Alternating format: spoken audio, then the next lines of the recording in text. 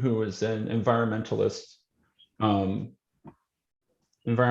who looked at the Western United States and began the first studies of watersheds and drought and water in the Western United States.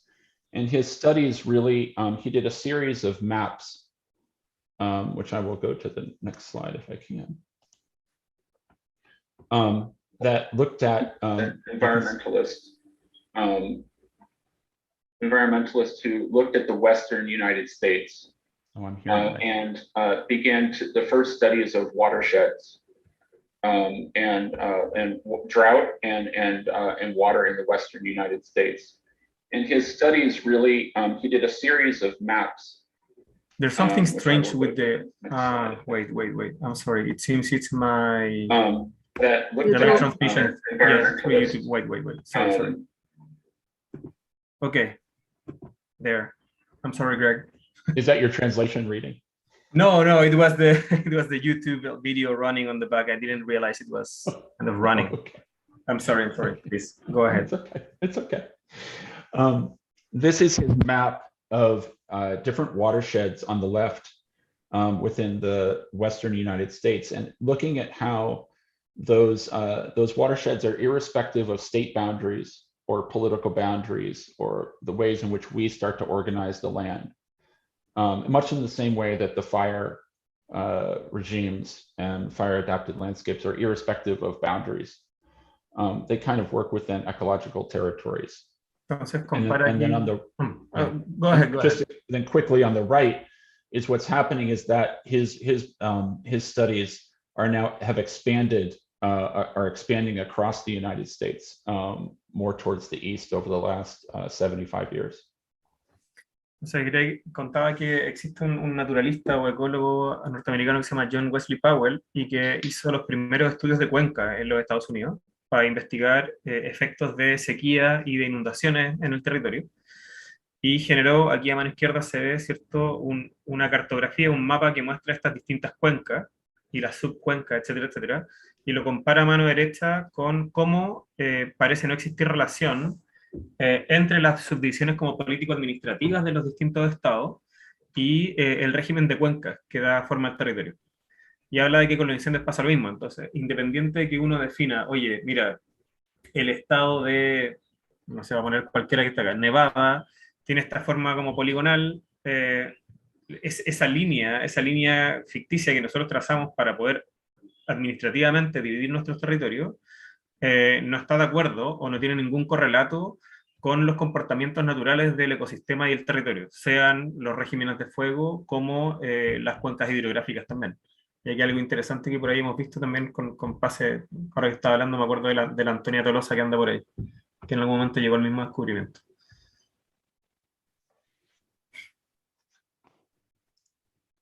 And then the other singular event that really set a lot of this off in the United States was one, so that was the understanding of water. The second was the Great Fire of 1910.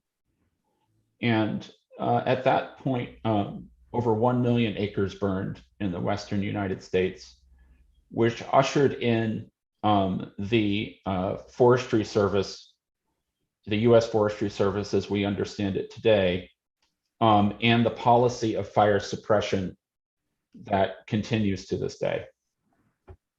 Se dice que otro hecho como relevante para su estudio es esto que vemos acá, es una foto de él. I just lost the... okay.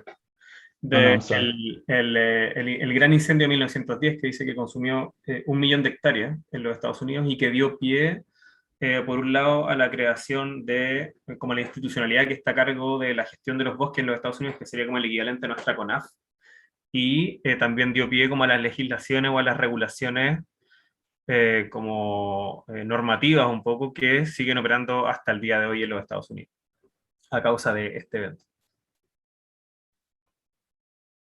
Also, what happened at that same time was Teddy Roosevelt, soon to be President Teddy Roosevelt, and John Muir started the conservationist movement in the United States, preserving really preserving large swaths of land for public use and putting them under the auspices of the government. It was the first time that that had ever been done, and it eventually ushered in the national park system in the United States.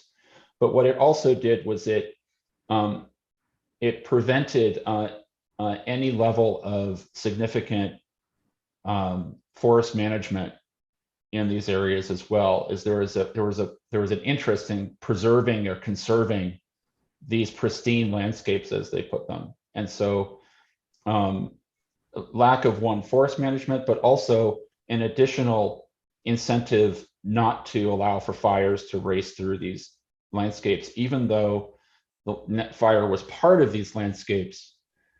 The idea was that we wanted to sort of seal these and preserve them as they saw them, as these pristine environments. And so the idea of suppression became more fully entrenched through the conservation movement and the reduction of logging and other activities which could help to thin the forests and provide healthy ecosystems.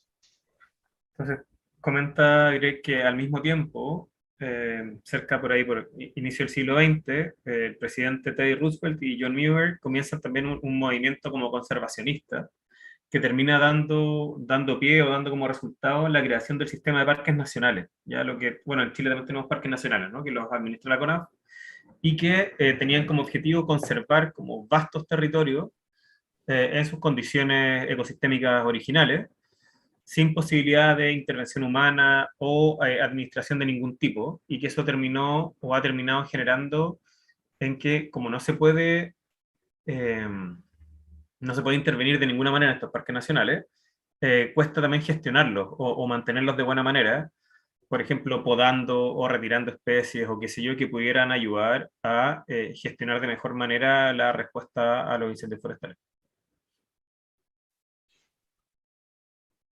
So what has developed over the course of, so with these wildlands that have now developed, that are part of the U.S. Forestry Service and National Park Service, slowly but surely over the last, really over the last 50 years, but accelerated over, let's say, the last 20 years, has been development into these wildland areas, creating what's called the wildland to urban interface. And what you're seeing a map here is this is all the areas of intensity of wildland urban interface in the United States, and it's the fastest growing land use type in the US. As housing is more and more less and less affordable in city centers, people are spreading out into the sort of exurban areas, suburban exurban areas, and going into these wildland zones.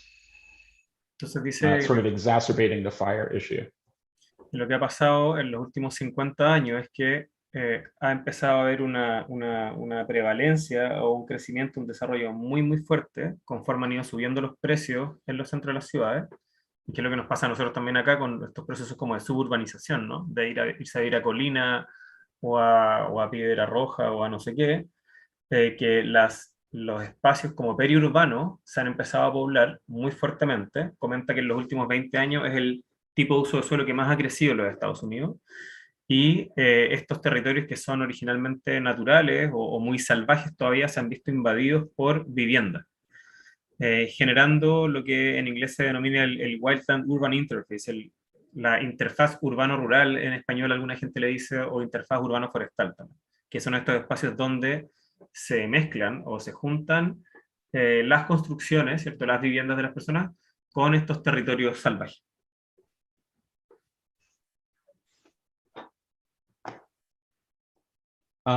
This is my community that we lost our home in Woolsey fire in 2018.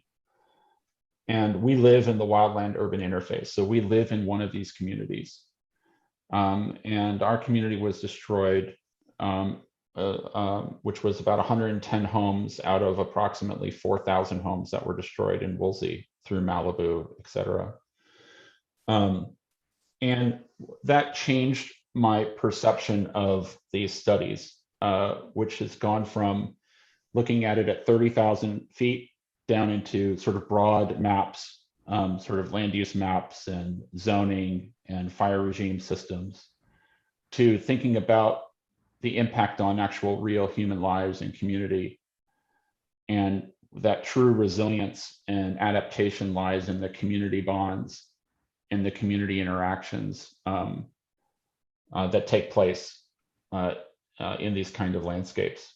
And so what you'll see here for following this are a series of studies or a kind of trying to frame up a project, a disciplinary project here that not only looks at it from an environmental and physical and landscape system standpoint, but from a human sort of community engagement standpoint as well. Cuenta Greg, bueno, esto también se los adelanté yo un poquito a los que llegaron antes de que partiera la charla propiamente tal, pero esta es una foto de la comunidad en que vivía Greg hasta hace algunos años. Entonces, Seminole Springs, en California, comenta que esta comunidad, que es donde él vivía, se vio completamente incendiada el año 2018, incluida su casa, que perdió junto a su familia todo, y que a partir de este evento un poco se vio forzado a cambiar la perspectiva, o sea, la manera en que él comprendía el fenómeno y la manera o la escala desde la cual observaba el fenómeno pasó desde esta posición que tenemos todos como arquitectos o planificadores urbanos o diseñadores urbanos, de estar dibujando en un papel en una escala 1 a 25.000, ¿no? Trazando como distintos tipos de uso de suelo en un plan regulador, y lo obligó a ver las cosas desde una perspectiva más humana, más cercana, basada en las interacciones de las comunidades. Entonces, comenta que de esta foto en adelante va a empezar a hablar quizá ya no desde esta perspectiva tan ecosistémica general, tan macro, sino que más desde lo micro, y que es como él ha empezado a entender el problema a partir de los hechos que lo afectaron a él y a su propia familia, en el fondo, en el incendio de Woolsey del año 2018. So I'm sorry, these next three are in English to translate them. So I'm sorry. Don't worry, I can do it. But this brought up, after losing our home, it brought up three questions for me, or three series of questions, and they are here. Okay. So I'm not sure if you just want to go through. Okay, these I can read them. So the next three slides are the three questions, no? Yeah. Ok, dice Greg que básicamente este como cambio de switch que se vio obligado a hacer a partir del momento en que se le incendia la casa o que se incendia toda la comunidad donde él vive, este cambio de switch se materializa o tiene esta como una suerte como de bajada a terreno en tres preguntas que él se formula a sí mismo como profesional, que son las siguientes tres diapositivas. La primera es la siguiente: ¿debiese ser la gente o debiéramos tener permiso para reconstruir dentro de la interfaz urbana forestal? Si es que no, ya, si es que no tenemos la posibilidad de reconstruir en esos lugares, ¿qué pasa con esos terrenos? ¿Qué pasa con los dueños de esos terrenos o los arrendatarios que no tienen los medios para vivir en otro lugar y que se ven forzados por el mercado a vivir en esos lugares? En el fondo, ¿podemos habitar estas zonas? Se pregunta. Y si es que no las podemos habitar, bueno, ¿qué hacemos con la gente que no le alcanza para pagar un arriendo o para comprar una casa en el centro de Santiago y se ve forzado por las dinámicas del mercado a vivir en estas como zonas periurbanas?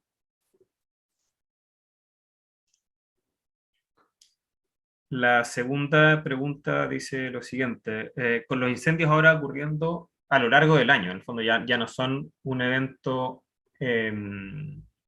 puntual solo del verano, por ejemplo, sino que es algo que sucede el año de corrido, ¿va a ser necesario como migrar las comunidades residenciales en un futuro próximo? Y necesitamos empezar a considerar las rezonificaciones de counties, dice aquí, pero como está hablando de una subdivisión político-administrativa, no sé, de nuestras provincias, por ejemplo, en respuesta a estas dinámicas que cambian, en el fondo, básicamente, si se hace necesario como rezonificar o repensar el territorio a macro escala, considerando que ahora el territorio se incendia el año de corrido a raíz del cambio climático.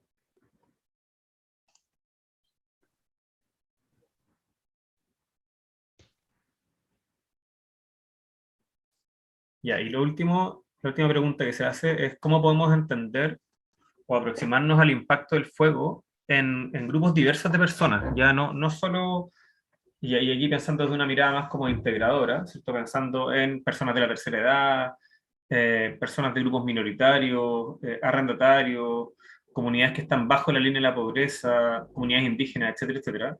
Y de qué manera podríamos aproximarnos a una respuesta más holística o más integral para proveer a estas comunidades de niveles adecuados de protección, de empoderamiento y agencia. Thank you. So these are also in English, but I'm going to explain what these are. So these aren't my diagrams. There are other diagrams, but what this talks about here is this relationship between, on the left, our human sort of the science of fire. So it goes from the idea of the science of fire and the behavior of fire, meaning issues of topography, weather, fuel types, etc. And then the practices of those fires in terms of different types of land management techniques, different policy decisions, different ways of building. That's on the left. And on the right are actual community organizational systems. So there's the kind of the physical planning and the science and the behavior of fire on the left. And there's a kind of a complex network of how those interrelate with each other. And then on the right are an equally potent set of dynamics in terms of fire adapted communities. So how communities begin to organize and assemble into fire safe councils and provide education, provide assistance before, during, and after fire events, look at long-term recovery strategies, as well as preventative mitigation strategies in the form of community design initiatives and other things at the local level. So these two charts kind of go between the two different scales that I was mentioning earlier. Explica que aquí hay dos diagramas. El diagrama de la izquierda es un diagrama que explica más o menos el funcionamiento de lo que se denomina la ciencia del fuego o los estudios del fuego, en que están organizados de cierta manera las distintas etapas de un incendio, están organizados los distintos factores que inciden sobre el comportamiento del fuego, cierta topografía, clima, etcétera, etcétera. Entonces, a mano izquierda tenemos esta perspectiva más científica y de comprensión del fenómeno, tipos de combustible, etcétera, etcétera, desde una perspectiva súper como de un ingeniero forestal, por ejemplo, o de un geógrafo. Y a mano derecha hay un diagrama que explica distintas como sistemas de organización comunitaria y distintos sistemas de respuestas sociales en respuesta a esta situación de incendio forestal. Entonces tenemos, tiene acá, ¿cierto?, la presentación dos escalas, la escala como del incendio como fenómeno físico, ¿cierto?, en el territorio, que es una escala macro, y esta escala más social de cómo la comunidad, sea esta grande o pequeña, y cómo los humanos, ¿cierto?, interrelacionados responden a ese fenómeno.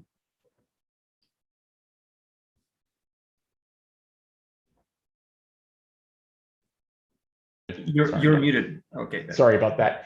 So this was then a mapping to then, so there's that complexity between fire science, planning strategies, and community organizational strategies, socio-ecological strategies. This is a set of mappings to then understand the kind of the physical complexities of the landscape.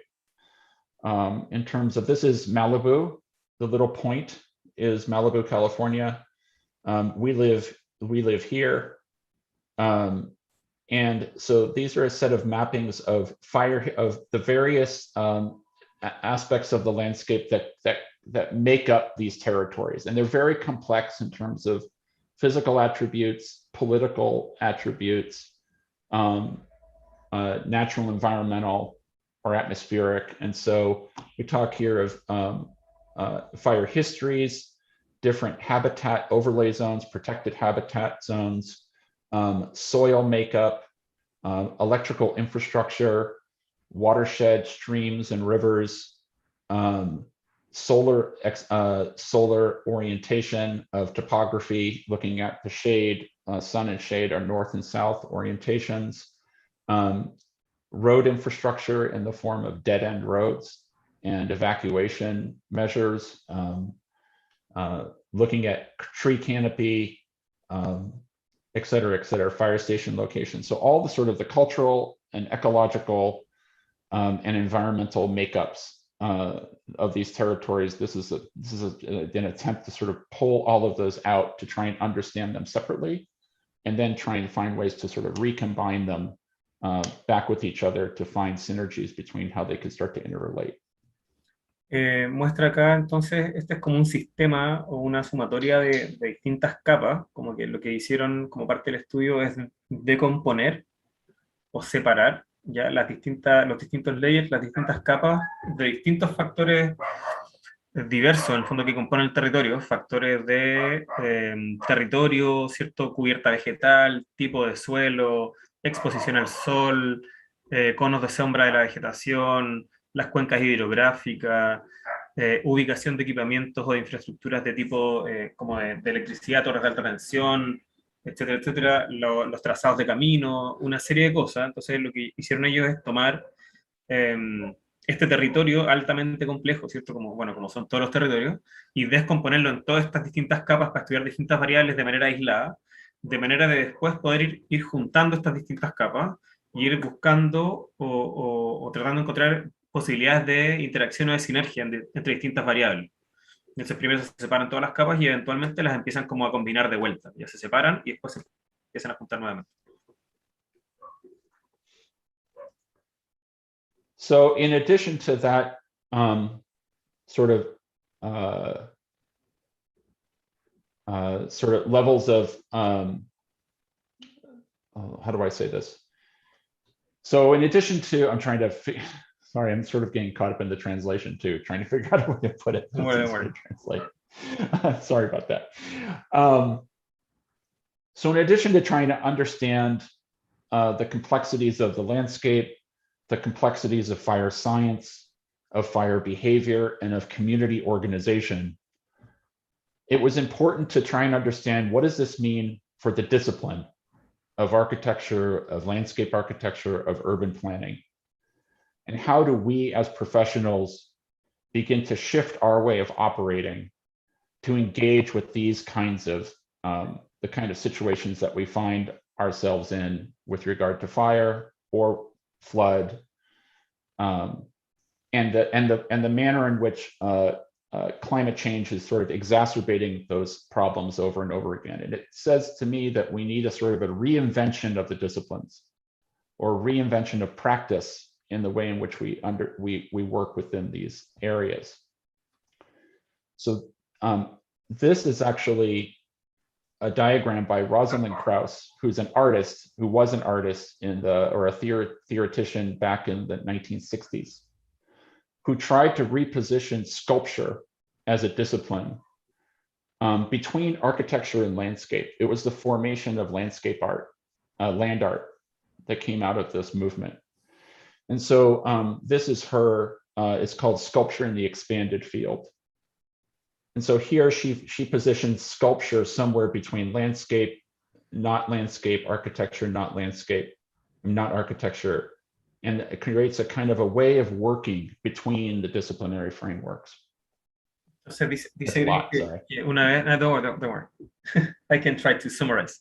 Entonces está explicando que una vez que, claro, descomponen este territorio en las múltiples capas, sean estas naturales, de orden físico, climático, respecto a infraestructuras construidas, etcétera, etcétera, la complejidad de ese territorio es tal que él se empezó a preguntar, bueno, ¿qué hacemos nosotros como arquitectos del paisaje, como urbanistas en el fondo, respecto a esta complejidad territorial? En el fondo, ¿podemos enfrentar estos problemas de alta complejidad comprendiendo nuestras propias disciplinas y nuestra propia práctica de la manera que lo hemos hecho hasta ahora? Entonces, él postula un poco que no, que necesitamos cambiar el enfoque o cuestionarnos un poco cuáles son los ámbitos de acción de los arquitectos. Esto es algo de lo que yo siempre hablo. en mis cursos y es algo que siempre trato de sacar a colación y creo que quizá algunos de los invitados que han venido o que yo he gestionado para discutir a lo largo del año nos plantean un poco esto, como ¿qué hacen los arquitectos del siglo XXI? O sea, ¿qué hacen los arquitectos del cambio climático? ¿A qué problemas nos enfrentamos? Y cómo comprendemos nuestras propias disciplinas. Entonces él ejemplifica esta suerte de búsqueda con este diagrama que explica ahí que es un diagrama hecho por Rosalind Krauss, que es una artista y teórica del arte de los años 60, que es una de las fundadoras del land art, que es este arte que se hace en base al territorio. Es que ella reposiciona la escultura, ella hace todo este diagrama buscando cuál es la posición de la escultura dentro de los campos como disciplinares, y posiciona la escultura entre la arquitectura y el paisaje, en el fondo, ¿cierto? Ella, Rosalind Krauss, postula que la escultura es más grande que la arquitectura, de tamaño, de escala de trabajo, y menor que el paisaje. Entonces, esta suerte como de búsqueda entre paisaje, no paisaje, arquitectura, no arquitectura, que hace Rosalind Krauss, le recuerda o lo influencia a él en preguntarse, bueno, ¿y cómo hacemos arquitectura o cómo hacemos paisajismo o arquitectura del paisaje o cómo hacemos diseño urbano de ahora en adelante? ¿Dónde nos ponemos? ¿Cómo giramos el foco? ¿Qué cuestionamientos nos hacemos a nosotros mismos en el contexto de altísima complejidad en el que nos encontramos hoy día? And so this is then my interpretation of that to try and understand how we would operate as architects, landscape architects, urban planners within these kinds of environments.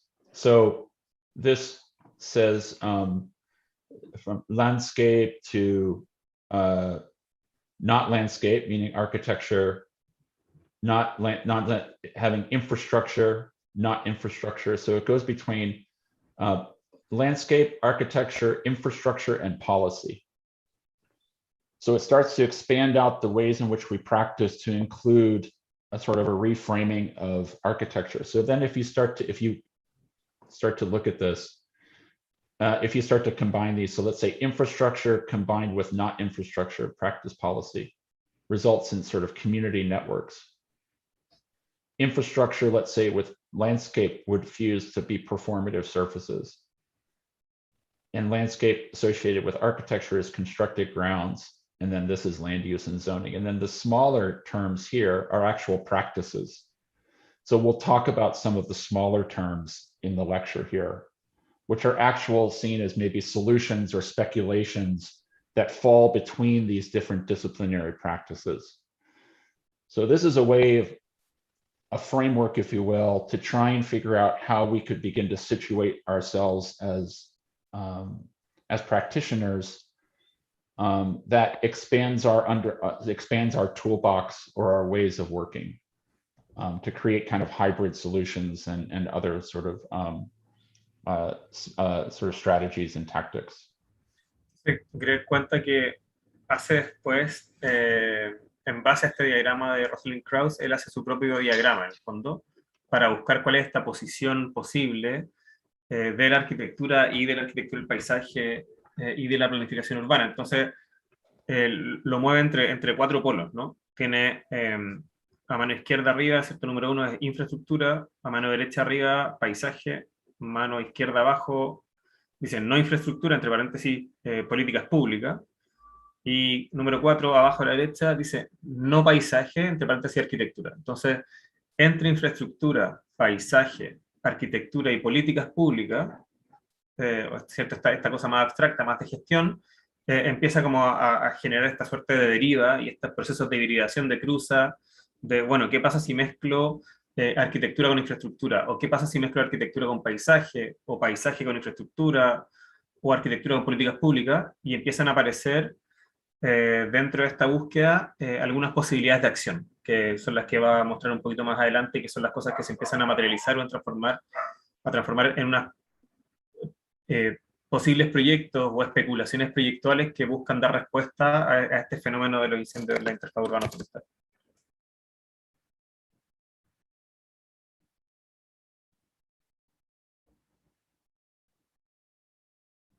You're muted again. So with that, now we get to some work. We can start to talk about maybe. So from that disciplinary practice, Coming into this subject matter of any issue of, let's say, climate change, it's a there's so much complexity. It's kind of a wall of information and complexity and issues that it's very hard to try and figure out all of the facets of what's happening. So this is an attempt to begin to categorize, create kind of morphologies, if you will, certain types of categories where you might have different things within a category that you wouldn't think that would fall together. So it's a way of reclassifying the wildland-urban interface through these different morphologies of clouds, transects, fields, and blankets. And we'll go into what each of those are in a second. Se cuenta Greg que, claro, cuando uno se enfrenta a estos problemas de tan alta complejidad como es el tema de los incendios, o como es cualquier tema relacionado con cambio climático, como ya no son problemas aislados como solamente arquitectónicos, ¿no? Son problemas territoriales, problemas de política, problemas de gestión, problemas medioambientales, ecosistémicos. Está en la complejidad del tema que uno trabaja, ¿cierto? Son tantos los layers, tantas las capas, que también es algo que hemos hablado muchas veces con los chicos en pase y título, o incluso en el electivo de quinto, que es la manera que tuvo de acercarse a posibilidades de proyectos, fue estableciendo unas morfologías posibles, ¿ya? O lo que a veces nosotros en la escuela denominamos unas preformas, ya como una suerte como de forma prototípica, un arquetipo formal que uno pudiera replicar o que fuera más de fácil entendimiento. Y ahí él define 4 para enfrentarse al tema del incendio, que es nubes, transecto. Un transecto es una suerte como de corte, ya como una sección, campos, y blankets podría ser como mantas o sábanas. Una blanket es una mantita. So now we get some translation.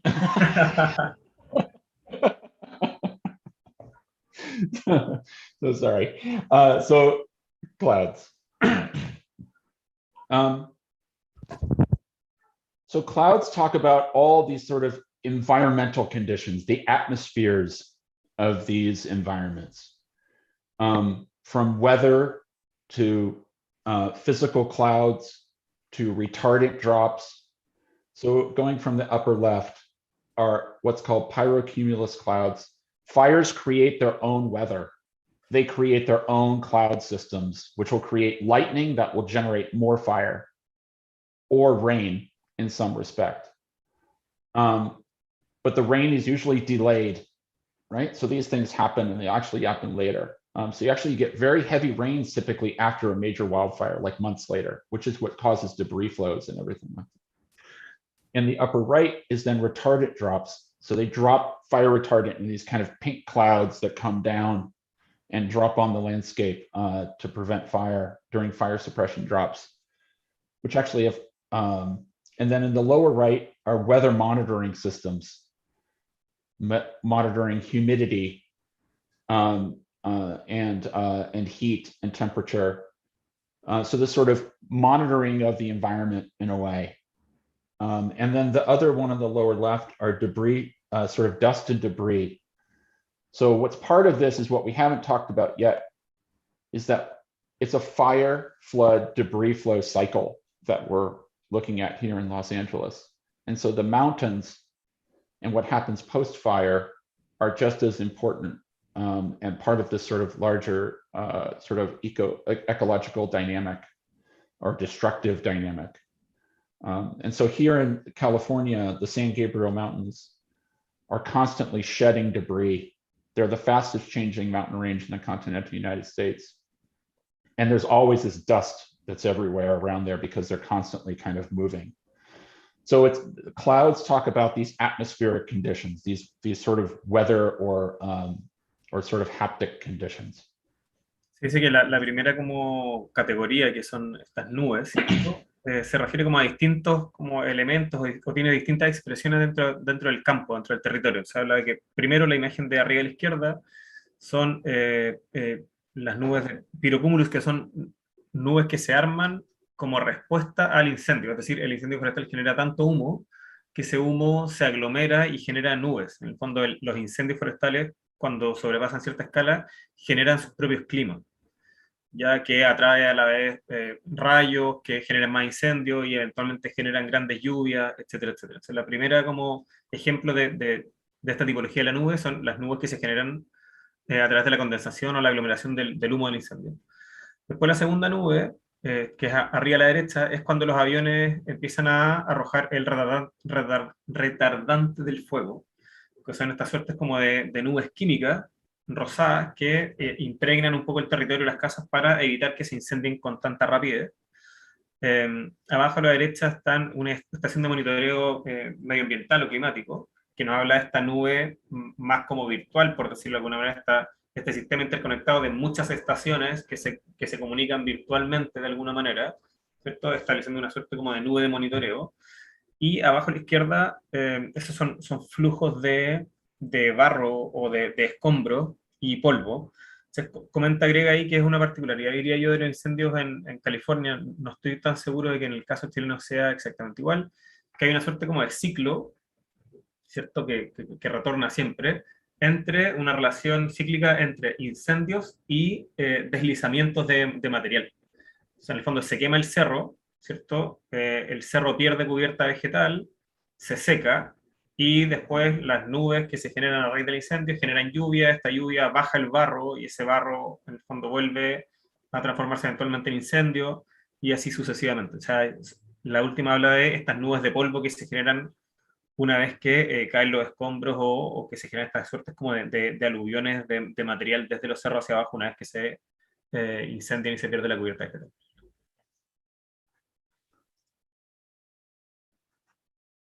So this gets into now looking at how can we begin to marry risk, consequence, and protection. How can we begin to, so there's a case study here. So within this idea of clouds, there's one case study, sort of one speculation here. And so this is looking at the electrical infrastructure that runs through California. So Los Angeles brings in its power from outside the city limits, from dams that are sitting far outside the city limits. And so those electrical lines are traveling across large distances that are usually very fire prone. And that's where most of the fires start, is through electrical infrastructure. And so and by the time that happens, a transformer blows or a line goes down due to the Santa Ana winds that come through, the high winds that come through. Is there a way to marry kind of protection at the source? So in a way that you would have these kind of retardant balloons, much like when you rob a bank. If any of you have robbed a bank, when you steal the money, it goes off in that sort of dye that goes off in the bag and spreads all over you. It's a similar kind of thing here. And it allows you to sort of locate where the fire started and to be able to track things better. So it's this idea of trying to marry risk, consequence, like in protection at the same time, through a kind of device. Dice que una primera propuesta que desarrollaron es, bueno, a partir de la idea de tratar de cazar o hermanar de alguna manera el riesgo de desastre con la solución, es asociado a estas torres de alta tensión, que son muchas veces las que causan los incendios, conté a raíz de fallas hay mucho viento, entonces se cortan los cables y empiezan los incendios, que en las mismas torres hubiera algún tipo de dispositivo o artefacto que liberara el retardante.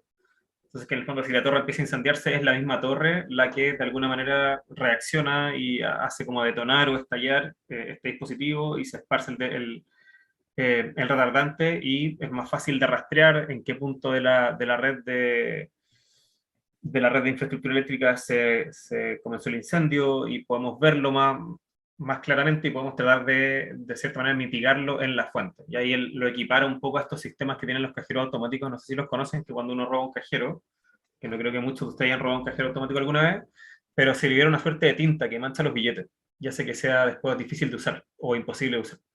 Entonces es un poco lo mismo. En el momento en que la torre explota y se empieza a incendiar, bueno, este dispositivo libera el retardante y atacamos el incendio en la fuente o en el punto de origen. So the next category is transects.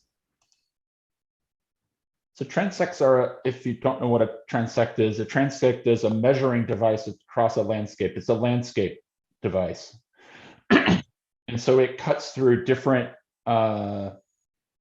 ecological systems, and it's a way through which you can measure the landscape, measure the biodiversity, measure the soil makeup, etc.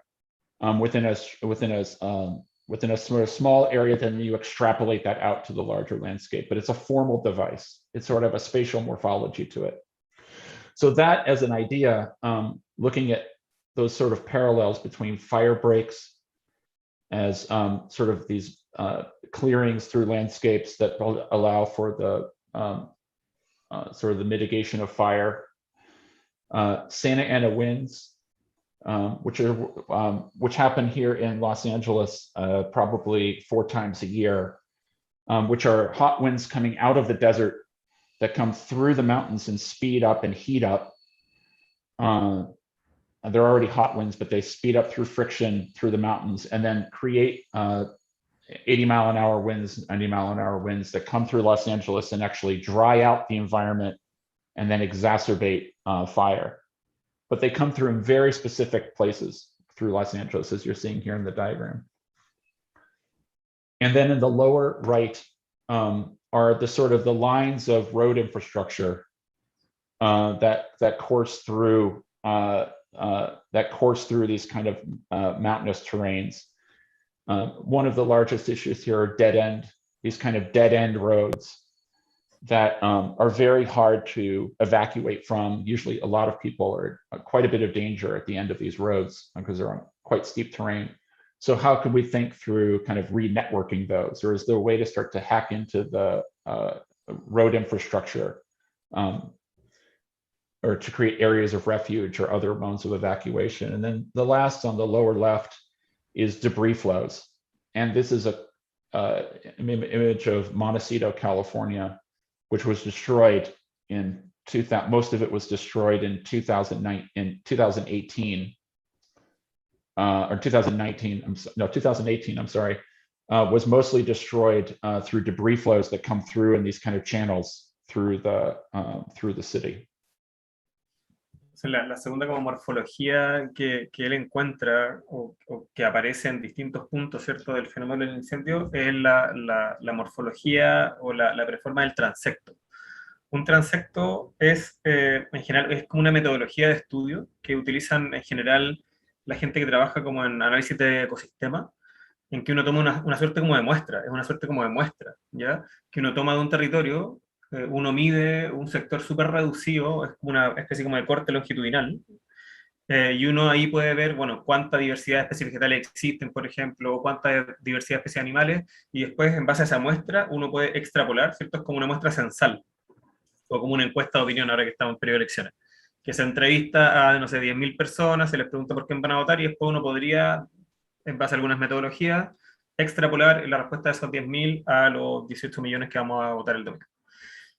Entonces, este el transecto como una especie como de corte o como de línea que retira una sección para estudiar, él la ve o la encuentra en distintas expresiones, ¿ya?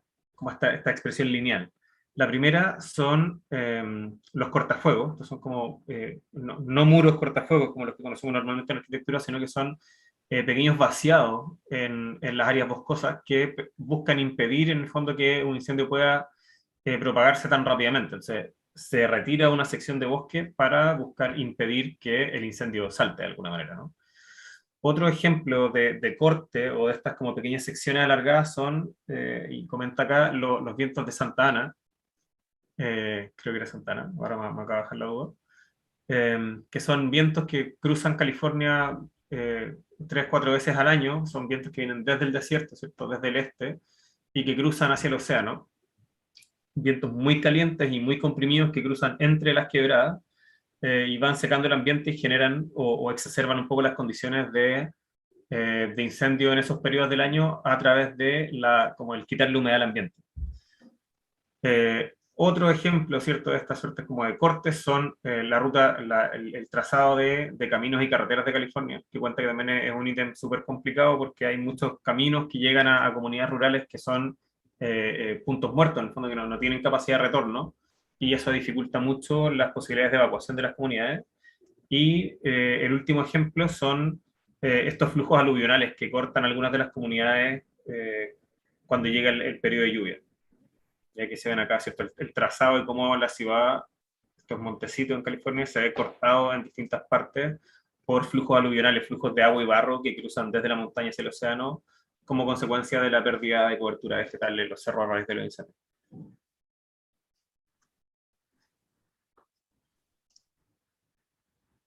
So these next series of studies are looking at risk reduction zones or risk buffers that are created as kind of either wrapping around a kind of a city or through the landscape that have multiple kind of readings to them. So they're a marriage between ecological conditions, community-oriented needs or support, as well as fire prevention. And they either create kind of areas of recreation, areas of refuge, places to fight fire for staging, et cetera, and that they're modified specific to the kind of the ecology through which they move. So the next series of 4 speculations are really along this idea of a kind of a risk reduction buffer zone or something along that line. Se dice que en base a esta como tipología del transecto, como que lo que idearon, lo que proponen son estas especies de zonas de amortiguación o pequeños como zonas de buffer que permitan amortiguar o reducir el riesgo de incendios. O sea, dice que las próximas 4 diapositivas son ejemplos de proyectos que funcionan en base a esta lógica de establecerse como zonas de amortiguamiento. So the first are sort of called production producers, but agriculture, one of the most important aspects in looking at fire is actually soil. And so understanding soil health and soil sort of composition is a critical is a critical part of looking at wildfire prevention and mitigation. And typically during very severe fires or very high intensity fires, the soil is destroyed, quite far down. And so it will destroy not only the sort of the nutrients from the soil and dry it out, but it will also destroy microbes and other living organisms that reside within the soil for soil health. So one thing looking at here was to see agriculture as a way of looking at land adjacent to roadways. Let's say this is what you're looking at here is a freeway. There's a freeway running along the base of the Santa Monica Mountains. This is right near my home. And there's a set of publicly owned land that exists on the side of the freeway adjacent to this sort of community. Most fires are actually started next to roadways, either through car fire, or a lot of fires are started next to roadways through car fire, cigarettes going out the window, et cetera. So thinking about these adjacent landscapes as being maybe agricultural bands that not only promote soil health and wildfire mitigation, but also become community benefits. So could there be a kind of a cycle of taking urban waste and sort of composting that and thinking about a sort of symbiotic relationship with these communities that are adjacent, both through their the sort of the waste that they put out, but also through the usage of that land through community sort of gardens, or some kind of larger agricultural sort of institutionalized land use. That these areas were all agricultural before they were developed. And so actually reinserting agricultural back into these landscapes is kind of going back to some of the history of Los Angeles, trying to resuscitate that through a kind of holistic, sustainable measures. Así que una de las grandes como consecuencias en general de los incendios es que dañan mucho el suelo, ya dañan la superficie del suelo y también como una capa más profunda en el fondo. Afecta a microorganismos, especies vegetales y animales que viven y residen dentro del suelo y le dan como vitalidad. Entonces, que una de las propuestas es combatir la problemática del incendio a través de la gestión de agricultura urbana. de plantaciones y reinserción de plantas y reinserción de actividades productivas agrícolas gestionadas por la comunidad que puedan ayudar a servir como de zonas de mitigación. O sea, el proyecto acá, la propuesta son estas suertes como de bandas verdes. No sé si ven acá, hay una especie casi que como de terrazas incas, ¿no? Como asimilándolo a un paisaje más como latinoamericano, en que cuenta que acá, no sé si ustedes ven mi cursor, creo que no,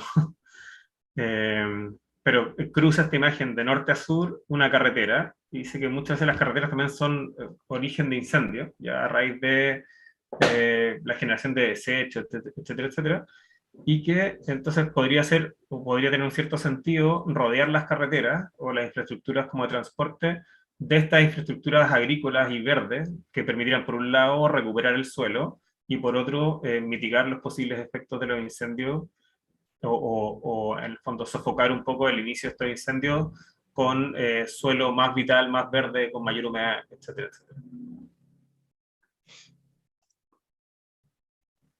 The next are actually looking at sort of linear habitat corridors. So what happens with debris flows, and we'll see this in another, we'll actually see this in another project down the road here. But the mountains are meant to be connected to the oceans and the rivers and the watershed. That's how sedimentation happens. That's how you get sort of minerals and nutrients from the mountains back into down through riverbeds and streams down ultimately to the ocean. And so, but development, communities and development have sort of stopped that connection, as well as debris basins and other infrastructure that we'll talk about shortly. And so thinking of ways in which we could, as there are, if we can think through other kind of urban morphologies, where in Los Angeles, what's happening is that we're actually closing a series, there's a series of streets that now we're closing, and this happens all over the world. But we have an abundance of road infrastructure in California, in Los Angeles. And if we can think of strategically kind of closing series of avenues and reconnecting, those become sort of habitat corridors and debris corridors, that we can begin to reconnect the mountains up with the watershed again and revitalize communities through green space and open space and sort of new nature sort of connections with nature through usually park starved or open space starved areas. There's a strategy there, I think, that we can begin to work through sort of resiliency strategies with sort of community enhancement and ecological sort of stitching, if you will. Otra propuesta en base a la misma morfología, esta suerte como de transecto o de corte lineal, son estos corredores como biológicos. Y eso te habla, Greg, de que por lógica natural, en el fondo, las corrientes de agua, ¿cierto? Los ríos o los flujos incluso de aluviones o de desbordes que corren montaña abajo, tienen como destino originalmente el océano, ¿cierto? Hay una conexión lógica, en términos como ecosistémicos, entre la montaña y el mar. Y eso se ha visto interrumpido, esa conexión, esa suerte como de diálogo o intercambio, se ha visto interrumpido por el desarrollo, ¿cierto?, de los procesos de urbanización. O sea, lo que proponen es cerrar algunas calles, eliminar infraestructura vial y reemplazarla por infraestructura biológica, que sirva como una especie de corredor biológico, que permita el tránsito o el flujo de animales o de especies vegetales o de agua al momento de que llueva y el fondo de la montaña baje con agua, ¿cierto?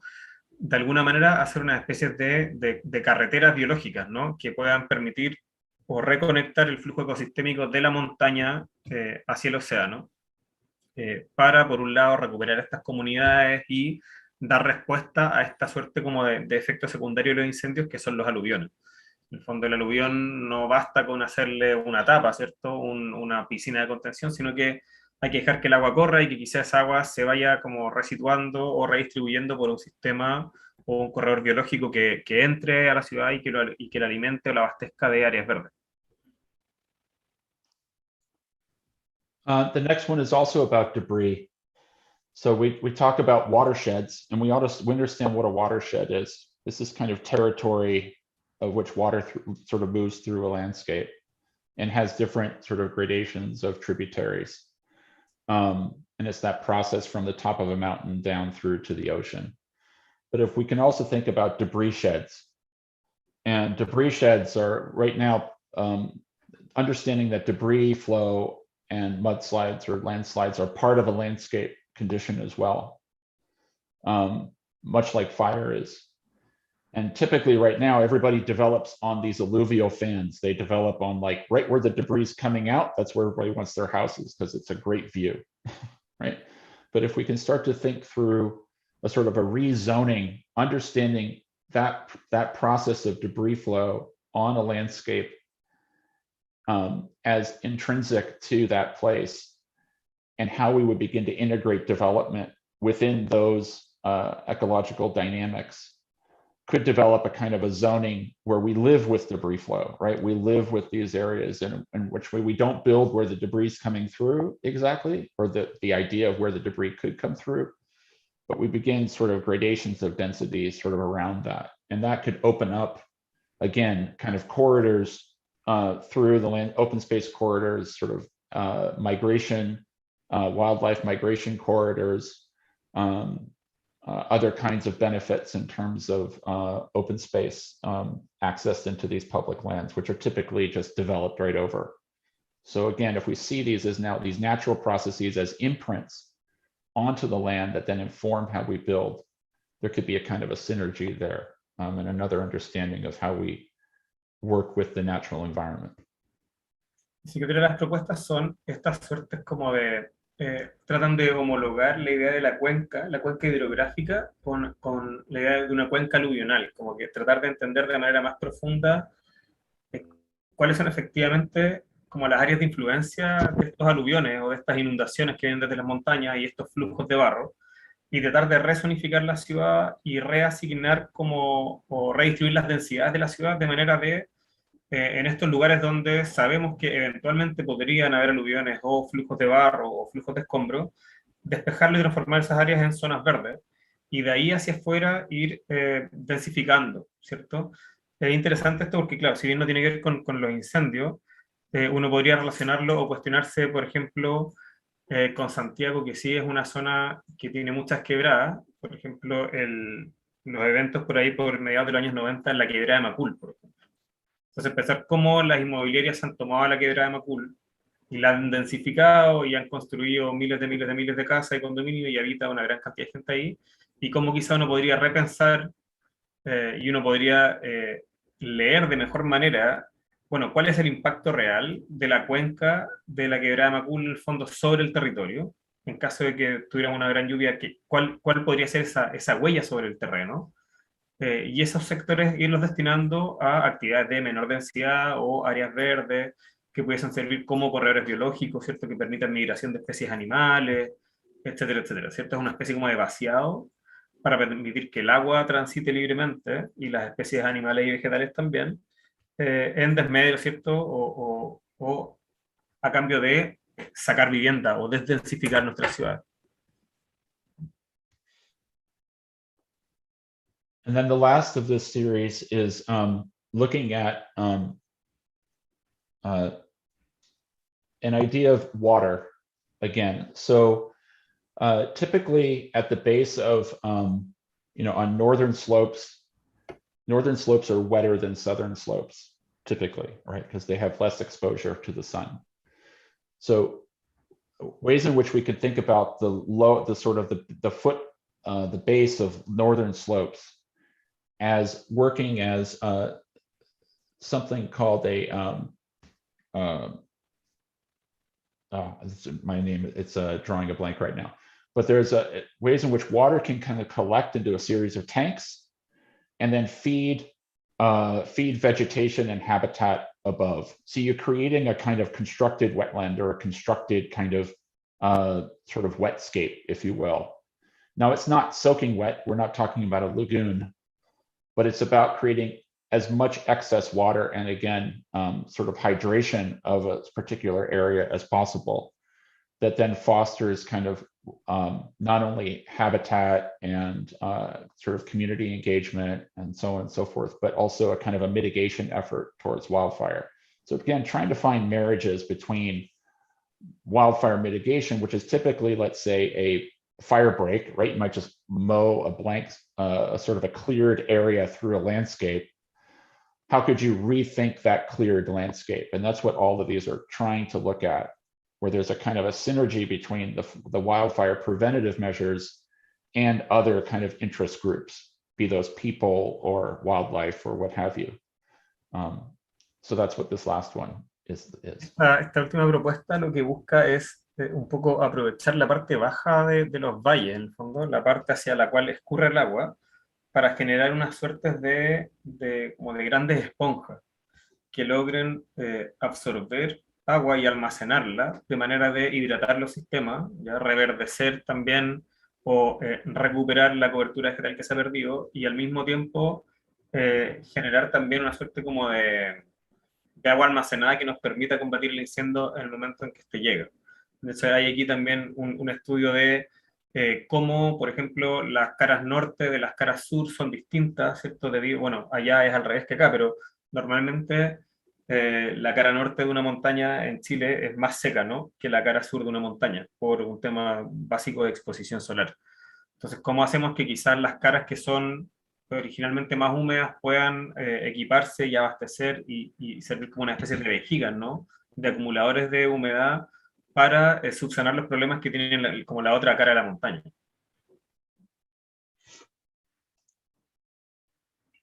So only 2 more categories, and we'll go. We'll get to some questions. Don't worry. So next is fields. So fields involve those things that are distributed over a landscape.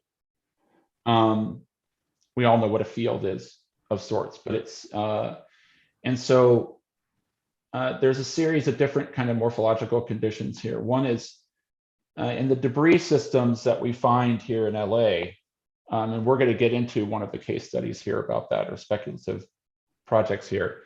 There's a system through which we gather debris from a debris flow, clean it out, and put it in these kind of what's called spreading fields, which are these massive tracts of land. You can see the little buildings here and the road in the scale of the city. And this is one of them in Los Angeles, and there are many, many more of these spreading fields. And that's where they put the debris and the water, because that debris is soaked with water. And so the water then is allowed to infiltrate or percolate back down to the aquifer, underground aquifers, and replenish the aquifers. And then they take the dry debris and put it in landfills. So it's this kind of holding ground that they have for debris. The other is the idea of bark beetles. So there's this kind of, in California, we had an infestation of bark beetles or pine beetles. And it's destroyed millions of trees up through Central California, creating a kind of excessive fire hazard with all these dead trees that there's not enough money to actually log them or to take them down. So they're all sitting there just kind of waiting to fall. Now that happened, the infestation maybe happened 5 years ago. And the trees are now starting to decay enough that they're now starting to drop and create intense fire hazards, within certain corridors of California. So what we're looking at now from this bark beetle infestation, maybe 5 years ago, is another, 20, 30 year long span of these trees falling, millions of them, that's going to create a kind of a thatchwork of fuel for potential fires in the future. In the lower right are these series, those are debris basins. So along the San Gabriel Mountains here in California, which we're going to talk about in a second, there's all these debris basins that sit and collect the debris during a debris flow or a landslide event. And you can see the different morphologies here, the different shapes and configurations. And if you add all of those up in Southern California along the San Gabriels, they would equal 2 Central Parks. So if you know what Central Park is, so it's that big. So there's 2 Central Parks worth of space there that's being taken up with that infrastructure that's at the end of its 50-year lifespan. And then the last is what we talked about earlier with these electrical supply fields that just distribute themselves across these landscapes. So again, this is this kind of trying to marry similar morphologies in some way, but different entities, different conditions that all have similar kinds of overlapping physical or spatial organizational conditions. La tercera morfología o como organización espacial con la que está trabajando es campos entendido como una suerte como de superficie extendida, ¿ya? Y muestra aquí 4 ejemplos, que el primero son spreading grounds, son una especie como de piscinas en que la basura o los escombros que se acumulan después de un aluvión, en el fondo se acumulan en estas suertes de piscinas hasta que pierden la humedad, ¿cierto? El agua se vuelve a infiltrar en el terreno y queda una suerte como de grandes bandejas llenas de barro y escombros, piedras, tierra, materiales, qué sé yo. Una vez que esto está seco, se lleva a los basurales. Entonces son una especie como de bandejas que permiten que el barro o los flujos aluvionales se sequen, pierdan su humedad y se transformen de flujo aluvional en basura. Lo segundo a mano derecha cuenta Greg que hace 5 años atrás aproximadamente hubo como una plaga de una especie particular de escarabajos de pino que azotó toda la zona central de California y que mató millones de árboles. Que todos esos árboles están en este minuto ahí muertos, que no se han caído en el fondo, pero no hay dinero, ni recursos, ni capacidad como logística de botar todos esos árboles, porque son bosques completos que se murieron en el fondo a raíz de la acción de estos insectos. Y que se están empezando a caer. Ya los árboles no aguantan más en el fondo, ya han pasado mucho tiempo desde que los árboles han muerto en el fondo, y se están empezando como a derrumbar solos, y están empezando a generar como unos grandes parches o manchones de territorio que son simplemente como troncos y troncos y troncos y ramas apiladas, ¿cierto? Por kilómetros cuadrados de extensión que están ahí esperando quemarse, es una zona de altísimo riesgo. Después abajo a la derecha, esas son como las piscinas de decantación de barro para los efectos aluvionales de todo el sector del sur de California. Y cuenta Greg que estas infraestructuras se construyeron hace 50 años, ya se están aproximando al final de su vida útil calculada. En el fondo ya estas piscinas no pueden seguir cumpliendo la función que han cumplido hasta ahora, y que si uno sumara todas las superficies de todas, equivalen más o menos a 2 veces el Central Park. Entonces estamos hablando de que hay de alguna manera un potencial cautivo para generar espacio público dentro de estas piscinas de decantación, que ya pronto no van a poder seguir siendo usadas como piscinas de decantación. O sea, hay una suerte como de oportunidad o proyecto escondido al final del ciclo de la vida útil de esta infraestructura. Y a mano izquierda abajo, lo último, estos grandes campos de transporte de electricidad, ¿cierto? Contaba Greg que las grandes ciudades de California no producen su electricidad internamente, sino que la traen de otras partes, y que por lo tanto grandes áreas de California o grandes extensiones están cruzadas o invadidas de estas como campos de torres de alta tensión.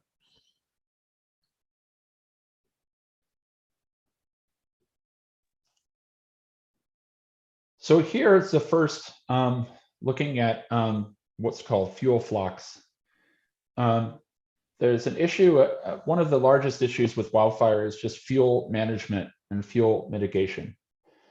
And so how do you begin to manage fuel over very steep terrain, large swatches of terrain? So we're talking about scales of landscapes that can't be managed by normal means.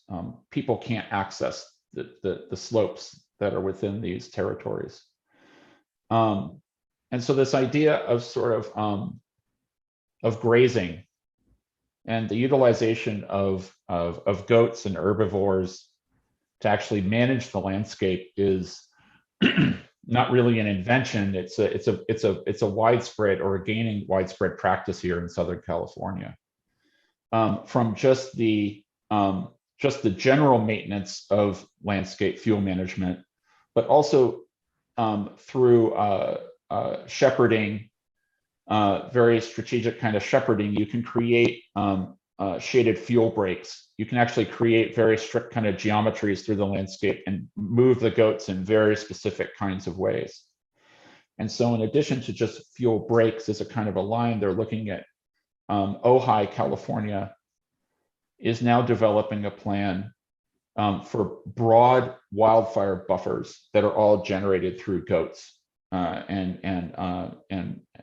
grazing practices. And the complexities of that are many.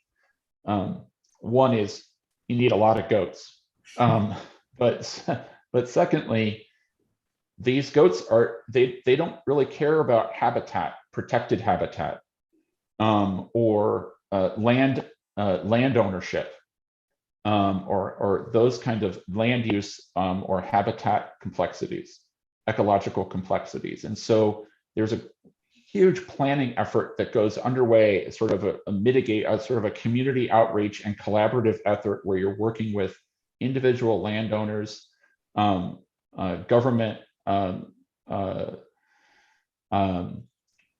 government agencies, fire departments, and the like,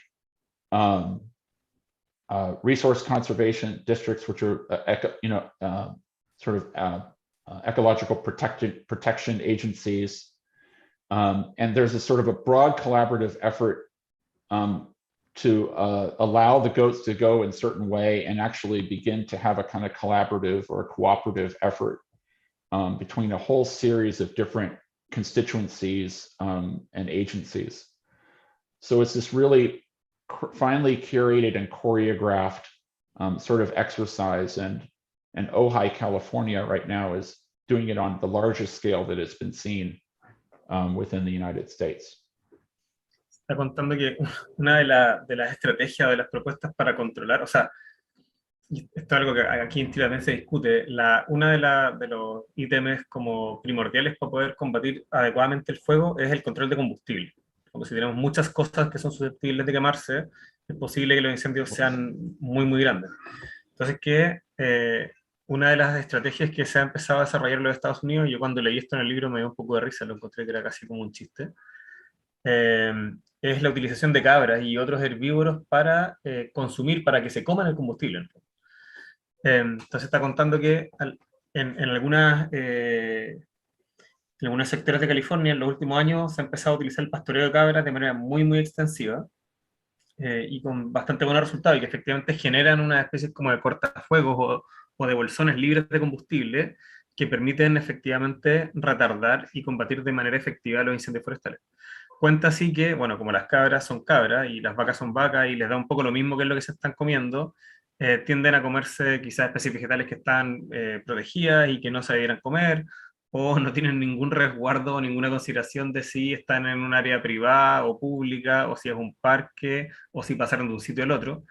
Entonces, que si bien es una estrategia que parece simple y casi como de perogrullo, ha implicado como grandes desafíos en términos de coordinación y de logística, y que se han empezado a desarrollar casi una especie de coreografía de ir moviendo las cabras de un lado al otro a través de prácticas de pastoreo para ir controlando el exceso de combustible en algunos sectores de California. The next one we're going to expand upon a little bit. So this is this is now back to debris. So as I mentioned earlier, along the base of the San Gabriel Mountains in Los Angeles, there's a whole series of debris basins and spreading fields and the like that are all approaching their end of their lifespan. Most of them had been filled in, they haven't been maintained over time, and others are just old, and they just weathered over the age. And so this is looking at, instead of singular debris basins, kind of a big, it's like a big bathtub, right? So it's a big bathtub, and you just sort of set these along every so often. The problem with that is that they have to be so large. They're usually they might be upwards of 40 feet deep, 50 feet deep, to allow for the debris to come down, but it's not, the debris is coming down in full force. So if we could think of instead of singular debris basins, if we could look at something that's more distributed over the landscape as a set of micro basins that could sort of catch debris before it comes down. And I'll get into this in greater detail in some further slides here. We could begin to sort of rethink this aging infrastructure into something that's a form of sort of mountain making in a kind of a sustainable way, that then opens up that amount of central parkland that I mentioned earlier up for open space and public community engagement and other things as a sort of a network of open spaces. Cuenta creer que, bueno, en California se ha adoptado una suerte como de infraestructura que son una especie de grandes piscinas de decantación. Ya lo ejemplifica como unas grandes tinas de 10, 15, 20 metros de profundidad y que tienen como objetivo en el fondo contener el agua que baja de los aluviones. Cuenta que muchas de estas ya están llenas, con el paso de los años nunca las han vaciado, muchas están viejas y no han cumplido su propósito. Se cuestiona un poco qué pasa si en vez de hacer una gran operación de infraestructura, hacemos muchas operaciones de infraestructura pequeña y hacemos como una suerte de micro piscinas de decantación distribuidas a lo largo del territorio, como una forma de interactuar también más directamente con la montaña, en el fondo casi darle forma a la montaña, de alguna manera, a través de estas pequeñas intervenciones que puedan ir captando el agua antes de que el agua llegue abajo. En el fondo, estas grandes infraestructuras están abajo en el valle, se llenan con el agua que baja de las montañas por diversos lados, ¿no? ¿Y qué pasa si en vez de tener una grande abajo, tuviéramos muchas pequeñas distribuidas desde abajo hacia arriba, de manera de ir captando el agua en distintos puntos, liberando además al mismo tiempo estas grandes superficies que están en este momento destinadas a esta como infraestructura súper dura, para poder trabajarlas de alguna manera como espacios públicos o espacios o equipamientos de disfrute por parte de las comunidades. ¿No?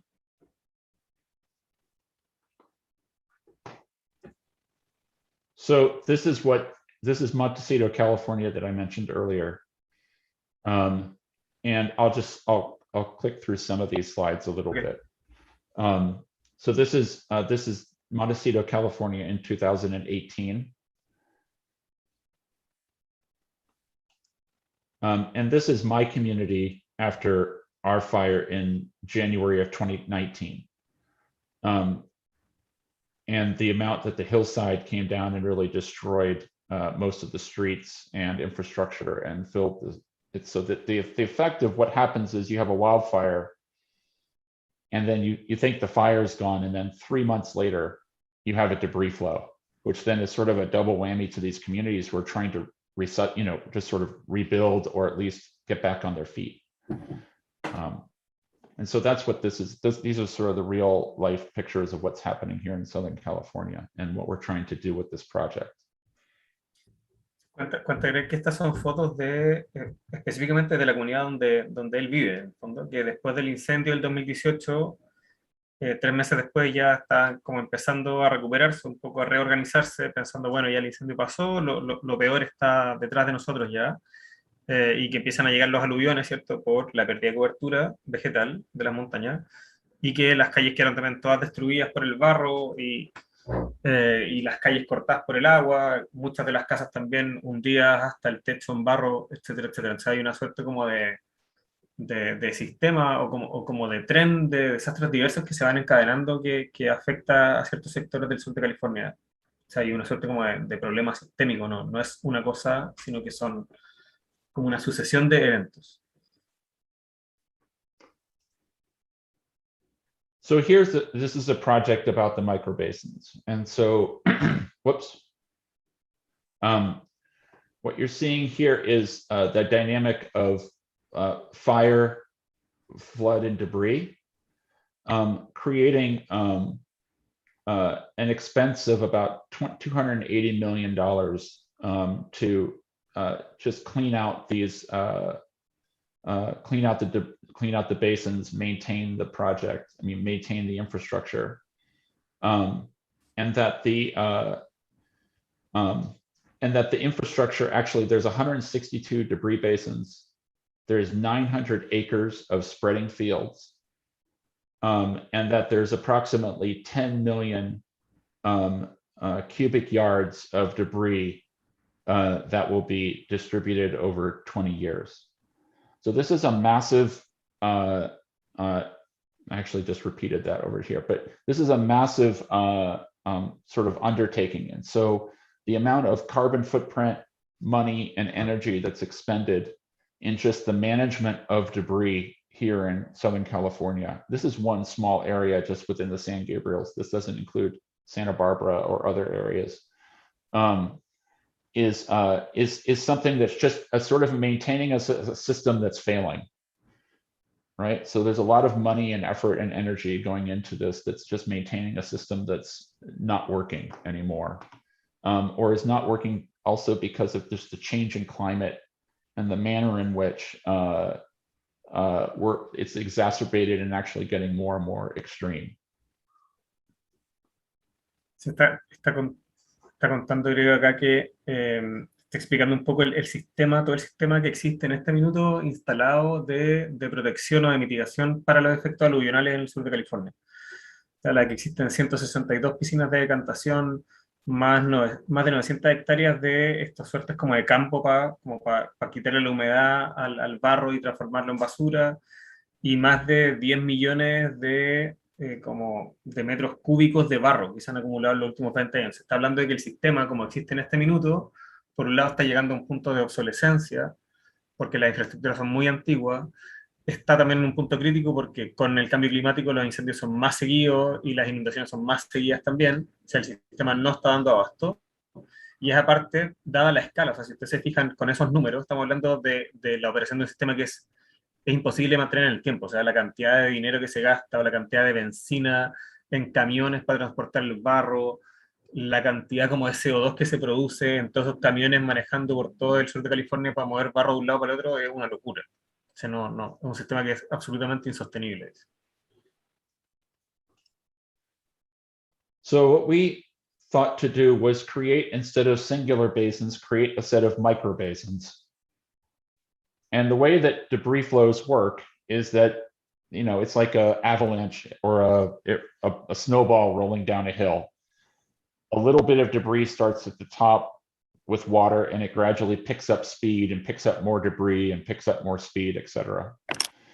And the goal then is to find ways, or this strategy is to find ways that you can slow that process down and actually begin to gather debris as it's falling down the hill, gradually decreasing the speed and the amount of material that's moving down. I don't know if you have this game in Chile called Plinko, but like where you drop the checker and it sort of bounces down and ends up down at the bottom. But it's this way of sort of dealing with sort of velocity and material and trajectory. So these are two ways that this works. It's a very simple kind of chevron shape that either points up or points down. And it could deflect and slow debris, or it could gather and then filter debris. And it's a simple kind of Gabian cage with various levels of kind of porosity to it, that then either has a kind of steel deflector on one side or a kind of a filtration system on the other side. And so these then become these things that get distributed over a landscape instead of a kind of a singular point. Se dice que, claro, la estrategia un poco, y aquí me acordaba de Jorge Loviano que anda por ahí, que cuando teníamos recién el primer taller de pase de emergencia siempre hablábamos de esto, de que las emergencias son una guerra de guerrilla. O sea, no una guerra de grandes ejércitos, sino que una guerra de guerrilla. Las respuestas deben estar distribuidas en el territorio y ser pequeñas respuestas que puedan ayudar a comunidades que probablemente van a estar aisladas. Entonces, lo que proponen acá es, en vez de estas como grandes como piscinas de decantación de barro al final del fondo del valle, es unas pequeñas infraestructuras más localizadas que tienen esta forma como de punta de flecha. Hay algunas que son cóncavas o convexas, unas apuntan como como a quitarle velocidad un poco al flujo de barro, y otras como a filtrar un poco los escombros del agua, separar los escombros del agua. Y estas pequeñas infraestructuras, ¿cierto?, hechas en base a estructuras metálicas, rellenos de piedra y qué sé yo, se disponen en distintos puntos de la montaña de manera de evitar esta suerte como de efecto como de acumulación desde la punta de la montaña hasta el fondo, de que partimos con una cantidad X y terminamos abajo con 20X. O sea, si la vamos controlando en distintos puntos y podemos cada cierta cantidad de metros o cientos de metros restarle fuerza o filtrar parte de los escombros que vienen bajando con el agua, es más fácil que si tenemos solo un filtro al final. Entonces, una respuesta que se genera a partir de muchos objetos pequeños es quizás más efectiva que una respuesta que se genera a partir de un gran objeto. And so what that does over time is so over time, it actually, there's a sort of an evolution of two things. so from left to right, there's the initial intervention, and the gradual accumulation of debris. But what that allows for is eventually places for sort of staging places for fire, sort of places for either recreation, but most importantly, sort of habitat kind of sort of integration. And so it's a form of sort of creating sort of micro plateaus kind of through the landscape that allow for, again, sort of recreational or preventative sort of measures for fire or just communities at large or habitat. And so the ways in which the system kind of evolves, you can see here, this goes from, these are long-term, these are long span projects. So they just don't fill up at one time. They're meant to last for many, many years. So you can see here kind of a 20-year cycle of looking at how this might sort of gradually change these sort of terrains over the course of 2 decades. El diagrama ahí muestra un poco cómo estos pequeños muros de contención podrían eventualmente, a través de los años y en el fondo a través de la sucesión de muchos eventos, ir acumulando material hasta finalmente como mimetizarse con el territorio, transformarse en unas pequeñas como explanadas o planicies o lugares de acumulación de materiales sólidos que permitan el surgimiento de nuevas especies vegetales o la capacidad de interactuar con especies animales que vivan en la montaña, etcétera, etcétera. O sea, ya no es solo una infraestructura, sino que eventualmente esta infraestructura a través de la acumulación podría empezar a terminar por desaparecer o ser absorbida por la montaña. And so ultimately, on the right, what you're seeing here is the evolution of that system, which sort of matches the diagrams prior. Allowing some debris and water to go through, but eventually that gets less and less as the system sort of accumulates more and more. But what that does is it sort of mitigates this amount of debris that's actually being trucked over and over and over again through the cities. And what you're seeing here on the left is actually what might become of the debris basin itself. So you can see in the red little arrows or chevrons, those are the micro basins. And what you're seeing then down below is the scale of one debris basin. You can see the houses down here at the bottom. That is actually the profile of a debris basin here in Southern California. And ways in which that then could open itself up to community gardens, open space networks, et cetera, as a kind of an amenity, open space amenity adjacent to these communities. So over time, what this does is it begins to transform. It takes a resiliency strategy and sort of marries it with a community benefit or community engagement strategy. Lo que se ve ahí son estos como diagramas que muestran cómo el conjunto de estos elementos podrían funcionar en un periodo determinado de tiempo.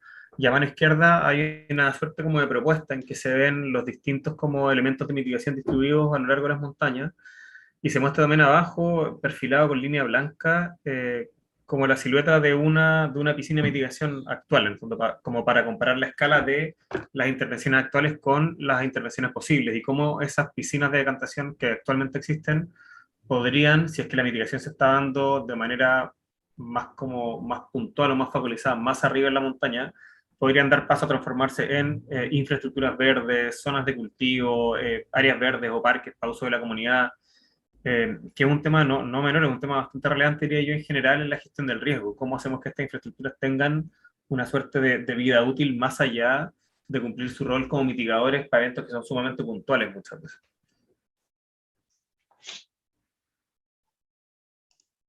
So this is actually married with another, so the idea of the institutionalization of these, or the deployment of this idea of microbasins, would take a long, long time, right? So you're not going to immediately blanket the mountains of Southern California with microbasins. And so you'll still have debris flows and you'll still have debris being sort of gathered. So one way to, so these streets that exist in these communities become sort of channels of mud and debris, and there's a whole set of, there's very few mitigation efforts that are done there to protect these homes. And so one thing is to actually think about ways in which we could reuse the material of the debris, which sort of filtering out logs and other things. But if you could just take the mud or the soil itself or other rocks or riprap and begin to find ways in which that could be reused to start to create protection bands through the cities or through these communities, that then gets back to that prior speculation I was talking about earlier with those sort of corridors, those streets that move through that are filled with habitat, and reconnect the mountains up with the watershed. That's what this would get to. And so the idea that I'm just going to skip to the next one and you can follow, but that would create this kind of network of potential sort of network of green bands and these sort of avenues that would, you can see here, stitch the mountains up with, this is the Verruga Wash. This is a linear waterway in Los Angeles. It would begin to stitch the mountains back down to the watershed through these communities. And these lines are actually the historic lines of debris flow that happened in 1938. So there's these kind of easements that exist somewhat in the city already that are hard channeled. And it would be a way of sort of like softening those and allowing these other systems to kind of move through. Entonces explica que estos como sistemas o agrupaciones de pequeñas infraestructuras para poder como mitigar el efecto de los aluviones se amarraría también. Ay, parece que está mi YouTube corriendo también. A ver, un segundo. No, está mudo. Nadie avisado que está sonando medio raro loco. Ya. Entonces, estas infraestructuras en la montaña se enlazan o funcionan como sistémicamente con estos otros corredores verdes que atraviesan la ciudad también y empiezan a conectar de vuelta con el río. Entonces, podemos ver que las operaciones son siempre sistémicas, ¿no? Se empiezan a amarrar unas con otras.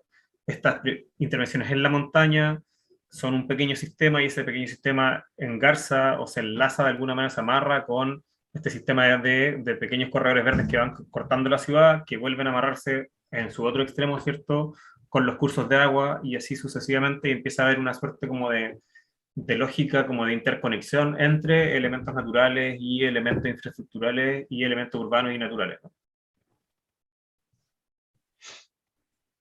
And that, there was a study done for Los Angeles called the Olmstead Bartholomew Plan. You all know you might know Frederick Law Olmstead, who's a famous landscape architect in the United States, designed Central Park and other famous places. And he had a plan for Los Angeles as a set of networked linear green spaces that were tied to land use and development patterns within the city. And so this is a way of maybe what I just showed you could be a small portion of maybe a much larger network that begins to think through sort of the reintegration of marriage between resilient strategies and sort of habitat and community throughout Los Angeles to sort of restitch in open space and sort of realize Olmstead's plan. It wouldn't just be for the mountains, which you can see here. These are the San Gabriel Mountains I just showed you. But also flooding from the LA River and the hard channelization that the LA River has right now, trying to maybe even soften that and thinking of ways in which you can rethink the channelization of water or the infrastructure of water and debris throughout LA. And so, and in addition to that, marrying that even with, this is the Santa Monica Mountains where I live, this is Malibu, marrying that either also with those fire risk reduction buffer zones too. So thinking about fire, debris, and water in combination, working to establish an overall open space network through Los Angeles. Entonces, está mostrando aquí un proyecto por un como arquitecto del paisaje norteamericano, P. Olmstead, que es el que diseñó el Central Park, nos cuenta, y dice que él tenía en su minuto un proyecto de infraestructuras de espacio público para Los Ángeles, que es lo que estamos viendo acá, que es una suerte como de grandes corredores verdes que van enlazando distintos parques, ¿no? Que nunca se llevó a cabo, pero que uno podría hermanarlo un poco con lo que veíamos recién, o sea, lo que veíamos recién, esta suerte de relación entre infraestructuras de mitigación en la montaña y corredores verdes que cruzan la ciudad y relación con cursos de agua, uno podría asimilarlo como una pequeña parte de esto, y uno podría incluso empezar a extrapolarlo. Entonces, y ahí es donde radica, creo yo, el interés de estas aproximaciones más sistémicas, que los sistemas pueden crecer o pueden comprimirse de acuerdo a las necesidades. Entonces, uno podría reescalar y copiar esta estrategia en distintos puntos de manera de establecer una suerte como de gran tejido o de gran sistema interconectado que permita, por un lado, responder de buena manera a los incendios y a los eventos de aluvión y a los eventos de lluvia extrema, entendiendo todos estos problemas como cosas conectadas y no aisladas, a la vez que se podría ir como reverdeciendo o ablandando de alguna manera el sistema de infraestructuras de mitigación de Los Ángeles, que cuenta Greg que es en este momento basado casi completamente en infraestructuras como duras, infraestructura de ingeniería, reemplazándolas por algunas infraestructuras verdes. And these are just some shots of, I just included these. We're sort of zooming back in to look at how those micro basins might actually operate, you know, as informally as campsites or other kinds of things within the landscape, or as, you know, kind of active kind of things during a disaster. So. Sí, hay un par de imágenes objetivos de lo mismo, estas como microcaptadores de residuos en situación de como de uso de vida diaria y de instancia de desastre o de aluvión. The last category is blankets. And those are those things that are irrespective of the information underneath them. So if you think about a blanket, it doesn't care what shape you are, it doesn't care what's underneath it, it just sort of goes over you irrespectively. And those are like zoning policies and building, zoning and planning policies, building codes, et cetera, et cetera. Also, the idea of fire history or fire regimes, as we talked about, watersheds are irrespective of boundaries within, over them or underneath them to some extent. The idea of coastal live oaks used to exist in Southern California in abundance, and they've slowly been removed from the landscape. But the idea of the tree canopy within Southern California, coastal live oaks work as kind of umbrellas for embers, for fire embers that come over. And so thinking about a kind of a reforestation, which is, we'll go through quickly in another slide here. Thinking about this kind of blanket of tree canopy throughout Los Angeles as a way of fire prevention, but also sort of climate justice and climate equity in terms of heat island effect and cooling environments and giving green space back. Chaparral is a very specific ecosystem here in Southern California and California in general, which is a kind of a thick mat of vegetation, as opposed to the forest ecologies, forest ecosystems that sit mostly in Northern California, in Oregon and Washington. Southern California is mostly chaparral, which is a kind of a landscape that might grow up until 20 feet high, 30, 15 feet high, sort of thick vegetative kind of environment that sometimes you can't even walk through. And the difference between forest ecologies and chaparral ecosystems is that you can actually mitigate fire in forest ecosystems through prescribed burns, meaning doing low intensity burns to clear out the fuel underneath the trees. But in chaparral, you don't want frequent fire. In fact, chaparral is meant to burn. It's adapted to fire. It propagates and it reproduces through fire. And so it burns, it might want to burn every 30, 50, 100 years. But with the fires that are coming up now that are much more frequent, it's burning out the chaparral, destroying that ecosystem, and allowing invasive species to come in because it can't regenerate itself quickly enough. And then the last on the lower left is this idea of climate refugia, or the idea of microclimates that exist within sort of sloped terrains.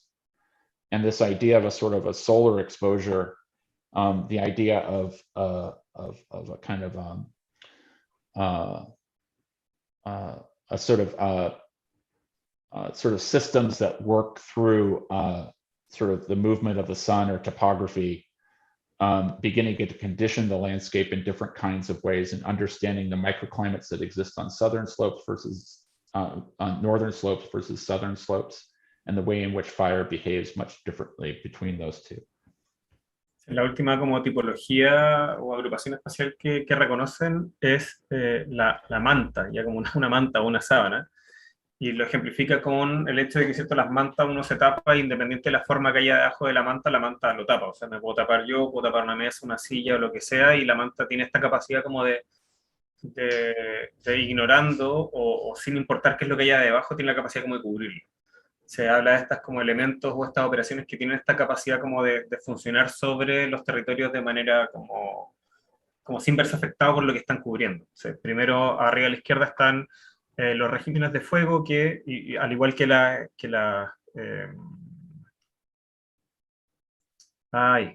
Basins, se me fue la palabra en español. Las cuencas hidrográficas funcionan de manera completamente independiente de los límites como político-administrativos que podamos definir por lugar. O sea, en el fondo, los incendios funcionan y queman el territorio independiente de si estamos en una comuna o en la otra, ¿ya? Segundo, arriba a la derecha, habla de los bosques o el potencial de los bosques de roble, que existía originalmente en California y han ido desapareciendo, y cómo el roble en sí mismo, dada la forma de su follaje, tiene esta forma como de paraguas, y abarca o genera mucha sombra, o genera como un manto súper continuo. Entonces, cómo la reincorporación o la reforestación, utilizando este tipo de especies que eran nativas del sector, podrían ayudar a generar estos como mantos vegetales. Relacionado a eso, tenemos abajo a la derecha la idea del chaparral. Está contando que los chaparrales son una suerte como de ecosistemas nativos del sur de California. Es una especie como de matorrales o bosques bajos, de alturas máximas como de 5 metros, 6 metros, que a diferencia de los bosques están pensados, o no pensados, porque nadie los pensó, pero funcionan en base a una lógica de incendiarse. O sea, estas como pequeños bosques muy densos, muy achatados, se incendian cada cierta cantidad de años, y a través de esos incendios se reproducen. Las especies pueden reproducirse y esparcirse por el territorio, pero que, dadas las condiciones actuales y que los incendios son más recurrentes, el chaparral no tiene el tiempo suficiente para recuperarse del incendio que le permite crecer, y están empezando a desaparecer, ya que esta otra especie como de manta vegetal. Y lo último, y a mano izquierda abajo, y se ve, eso es un diagrama que muestra los asoleamientos y los sectores de sombra dentro de un territorio, dentro de una topografía particular. O sea, es cierto, el sol, más que quizás cualquier otra cosa, nos cubre independiente de si estamos hacia un lado o hacia el otro, o si tenemos una forma u otra. Entonces, cómo la relación que tiene la topografía, las formas del terreno con la incidencia solar puede también generar suertes de potenciales proyectos.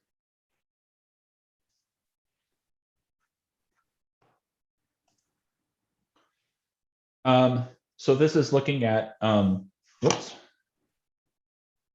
So this is about sort of reinventing insurance. So one of those aspects that blankets over everything is insurance. And it's one of those issues that designers don't really think about. But it's it's an aspect of wildfire and disaster that is probably one of the most impactful issues towards people. So rebuilding after an event, trying to get your life back in order. But usually insurance is a after the fact measure. A disaster happens, you get in a car wreck, and the insurance comes in to help you with your car. You get sick, the insurance comes in to, take care of your hospital bill. But could you think of insurance as a as a positive or as a projective or positive aspect in terms of helping to mitigate disaster from the beginning from even happening. Or if it does, get people back on their feet in a way much more quickly. So there's something that the Nature Conservancy created called parabolic insurance. And what that is it's the first time that an insurance policy has been taken out on a natural resource. So they took it out on a coral reef in Mexico, because that coral reef was the sort of the ecological and cultural and economic center of that city, meaning it generated tourism. It had sort of a cultural history associated with it, and it was a deep, sort of rich habitat, oceanographic habitat. And so they took an insurance policy out on the coral reef. And what that did was it created a fund. So they created this kind of pool of money where everybody paid in. And that fund did a few things. It paid for the science, the stewardship, the care and maintenance of the coral reef. So it made sure it was a healthy sort of ecosystem, that it was going to stay alive. The second thing it does is it buys insurance for those folks who, in the event of a disaster, let's say a wildfire comes in, usually it takes a long time to get your money out of insurance. And so you might not have a place to live and all these sorts of things. And so it would pay out very quickly. And another thing it does is that it, sometimes you might have a disaster event, but it doesn't reach the threshold of your policy. And so it will pay out for smaller term events. But mostly what this is trying to get the idea of community organization and stewardship, land stewardship and land management married with insurance, so that it's actually, you're not just a single person paying for an insurance policy to protect your own home, you're paying into a fund to actually help protect the larger region or the larger set of community or larger landscape, right? So that, because what's happening now is a lot of people are getting canceled from their insurance policies. Insurance companies are dropping people, and like we were dropped from our insurance company. And so we now are on a state policy. And so this is a way of trying to embed the earlier community organizational systems I was talking about at the beginning, with the stewardship and the speculative sort of land management projects that I talked about in the middle, with this problem of insurance. And so this is, oddly enough, through insurance, it might be a way to start to marry some of this stuff together, through the packing of federal, state, local, city, and individual funds, as well as nonprofits and the like. Explicando, esto es más difícil de explicar, pero explicando que hay It's a lot. como con los seguros respecto a la ocurrencia de estos desastres. Entonces, que lo que se está empezando a hacer, y da el ejemplo de un arrecife de coral en México que sufrió, o que fue asegurada de esa manera, que están haciendo una especie de nuevos tipos de seguro. Estamos hablando como un seguro de vida, ¿no? O un seguro, el seguro del auto, el seguro de la casa, en que tanto instituciones privadas como públicas y personas particulares ponen plata en un fondo para asegurar como un ecosistema o una infraestructura natural, en este caso un arrecife coral en México. Se comenta cómo esto se está empezando a tratar de replicar en California para que existan estas suertes como de fondos de acumulación de dinero o de seguros preventivos que, a través de los pagos que hacen las organizaciones no gubernamentales, las fundaciones, el gobierno, las personas naturales, se genera una gran cantidad de dinero que permite de alguna manera gestionar estos territorios y generar investigación y desarrollo en torno a los mismos. O sea, una suerte de seguro que, en vez de funcionar después de que ocurre el desastre, que funcione antes de manera preventiva, y que es como un cambio en las políticas públicas del Estado de California que se ha estado llevando adelante en los últimos años, de alguna manera para poder tener los recursos para hacer las acciones de mitigación necesarias respecto a la conservación de algunos ecosistemas dados. And I think that's it. Oh no, here's just one last one. This just talks about the oaks and the idea of reinstituting sort of oak woodlands throughout the urban environment as a set of kind of wildfire mitigation, but also reforesting the urban landscape for the benefit of sort of greening communities that are park starved or underserved. As I mentioned earlier, oaks are endemic or they're native to this region.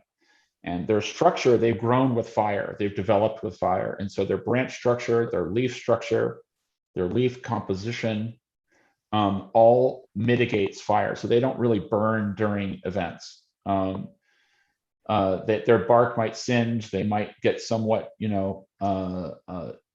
affected, but they'll grow right back. And what they more importantly do is a lot of the fires that we have here, I talked about the Santa Ana winds, are ember driven, they're wind driven fires. And so you get embers that will travel half a mile across the landscape and sort of spot fire all over the place. And what coastal live oaks and live oaks do is actually serve as that kind of blanket that allows those embers to sort of dissipate and not hit the ground. And so planting big oaks near your house, planting, reforesting cities or areas of the landscape with coastal live oaks would help become not only reinsert the sort of natural habitat and natural ecosystem of the coast of the oak woodland, but also become a kind of preventative measure for wildfire and the greening of communities. Está hablando de que la última como operación que ellos han estado investigando, proponiendo, es la reinserción o la plantación de roble, una especie particular de roble que es endémica del sur de California, que cuenta que, como es endémica, y este es un ecosistema que es naturalmente incendiario, es un árbol que no se quema mayormente. Ya su estructura formal, el tipo madera, el tipo de corteza, las características propias del follaje, hacen que no sea un árbol que se incendie fácilmente. Entonces, que si se empezara a utilizar o se empezara como a reforestar partes de la ciudad o partes de la interfaz urbana forestal con estas especies nativas que resisten de mejor manera el fuego, sería más fácil controlar en el fondo los incendios, porque cuenta que en California, bueno, y aquí en Chile pasa lo mismo también, gran parte de la capacidad como de desplazamiento de los incendios, de expandirse, tiene que ver con el viento, ¿no? Con que vuelen una rama que está en llamas o cenizas que todavía están a muy alta temperatura y se localicen en otro punto y vuelven a generar un foco nuevo. Entonces, que los robles, por su estructura, en el fondo por su morfología, podrían servir como una especie de paraguas. Y hay como una suerte de paraguas que pudiese proteger las viviendas y proteger otras especies que son más susceptibles a incendiarse, etcétera, etcétera. Entonces, plantean también la incorporación o la reincorporación de estas especies nativas como una estrategia, por un lado, de reverdecer la ciudad, ¿cierto? De generar mejores espacios públicos, de reducir los efectos de isla de calor, que también es un problema urbano bastante común, que es cierto, cuando las urbes están demasiado como hormigonadas, por decirlo de alguna manera, hace demasiado calor, o sea, hay que incorporar vegetación, y también como última, ¿cierto?, característica, la posibilidad que tendrían estas especies nativas, que están adaptadas naturalmente, por como sus condiciones biológicas, a resistir de buena manera los incendios, que pudieran permitir proteger la estructura urbana a través de la incorporación de estas especies. And that's it. That's the last one? That's the last one. Okay. It was a long talk. Sorry about that. Yeah, don't worry. Like, everything duplicates. Since I have to talk after every time you talk, I think that's something that we didn't consider, that the lecture kind of doubles in size. But yeah, but it was super interesting. Thank you very much. I would like to. Oh, thank you. I will open up the microphone for questions. So to see if somebody wants to say something or make any sort of comment. Bueno, eso es todo. Me gustaría, bueno, por un lado agradecer la presentación de Greg, que me parece que es súper interesante. Me parece que responde, o sea, no sé si responde nada, quizás abre más cuestionamientos respecto a qué es lo que tenemos que hacer los arquitectos dentro del contexto en el que estamos, ¿ya? Pero me parece interesante cómo incorpora temas de políticas públicas, temas de, como siempre hablo, y es algo que discutimos harto en el electivo y en el taller de pase, cómo expandimos un poco los límites de qué es lo que hacemos los arquitectos. Ya los arquitectos somos parte o no de las políticas públicas, los arquitectos lidiamos o no con sistemas medioambientales, o sea, cuando hablamos de que, mira, la propuesta X, Y o Z es pastoreo con cabra, o es incorporar tal especie vegetal porque antes la teníamos y no nos quemábamos y ahora la sacamos y sí nos quemamos, empieza a ser interesante, creo yo, y desafiante y nos obliga a interactuar con otras especialidades, otras áreas del conocimiento. Entonces, por mi parte, me parece que ha sido una conversación súper interesante. Me gustaría saber si es que hay comentarios o preguntas o algo que les llama la atención o que quieran comentarle para poder traducir. Ricardo tiene abierto el micrófono, pero no lo escucho. Pero tiene abierto el micrófono. Quizás se lo tiene que acercar.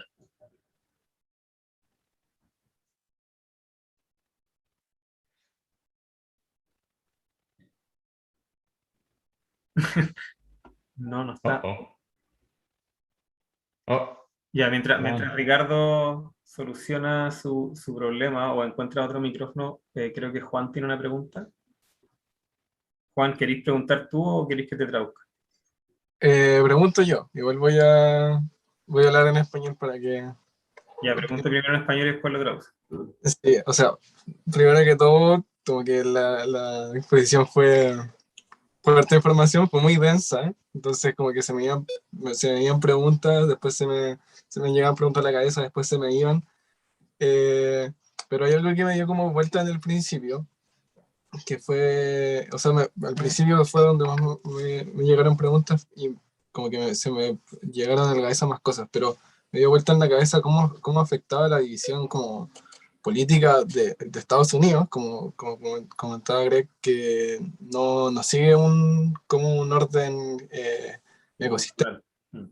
como bien arbitrario, entonces cómo eso afecta al manejo del ecosistema y cómo se comporta el territorio. Ahora le voy a preguntar en inglés. Hi Greg,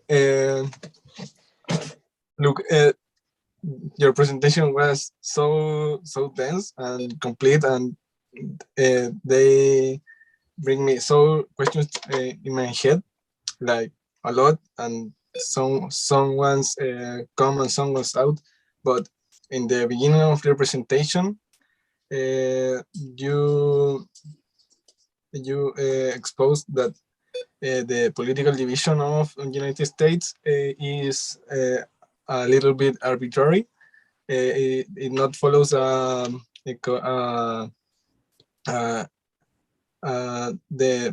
ecosystem, not divide in a way that benefit the ecosystem. So my question is, how affect that division to the management of the territory, and how the fires expand?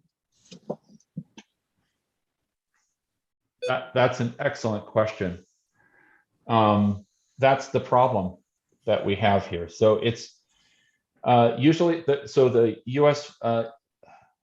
Forestry Service is the entity that was put in place to kind of manage federal land as it moves across different state boundaries, right? So that's one entity that does that. So as it moves from the top of the United States down to the bottom, the Forestry Service sort of takes care of a lot of that, as long as it sits within their land. But a lot of this is about state and local and federal collaborations, and that's where it mostly breaks down. The states don't have enough money typically to manage wildfire, and so they put a lot of the onus on the federal government. And the federal government is not, through recent, like Trump and others were cutting funding for federal land management. And so we were left in a situation where the states don't have the money, the cities don't have the money, and the federal government is cutting the money out of the one group, the Forestry Service, who actually can or has their whole mission is to land manage large swaths of land. The problem that we are, the shift that's happening now is that the Forestry Service was primarily dealing with fire through suppression, meaning put out every fire. That was their mission. I'm not sure if I'm going on too long. No, don't worry, don't worry. I can do okay. the translation later, don't worry. Okay. That its sole mission was suppression and fire, putting out every fire that existed. What's happening now is a shift in the way we understand fire. And so the local organizations and cities, and most importantly, indigenous tribes, Native Americans, are now working in collaboration with the federal government and with cities and states to develop more holistic, resilient solutions on the ground level. A lot of that has to do with prescribed burns, so low-level burns, and trying to manage the landscape through cultural burns, which is part of Native American culture. So some of those boundaries are breaking down now through nonprofit groups and indigenous tribal groups, which tribal groups will also extend beyond state and city boundaries, right? That's another overlay of land, understanding the land, that is usually quite hidden because they don't practice across the landscape in the same way that they did. So those it's an excellent question, but there is a twist. There is a sort of a movement to more collaboration on the ground, which is sort of working between different jurisdictions. But you've pinpointed, you've put your finger on the exact problem that we run across when trying to think through strategies around wildfire or even flood, is that they exist on broad swaths of landscape.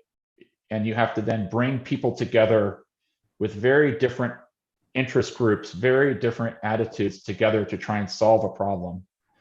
And it's very, very complex because of that.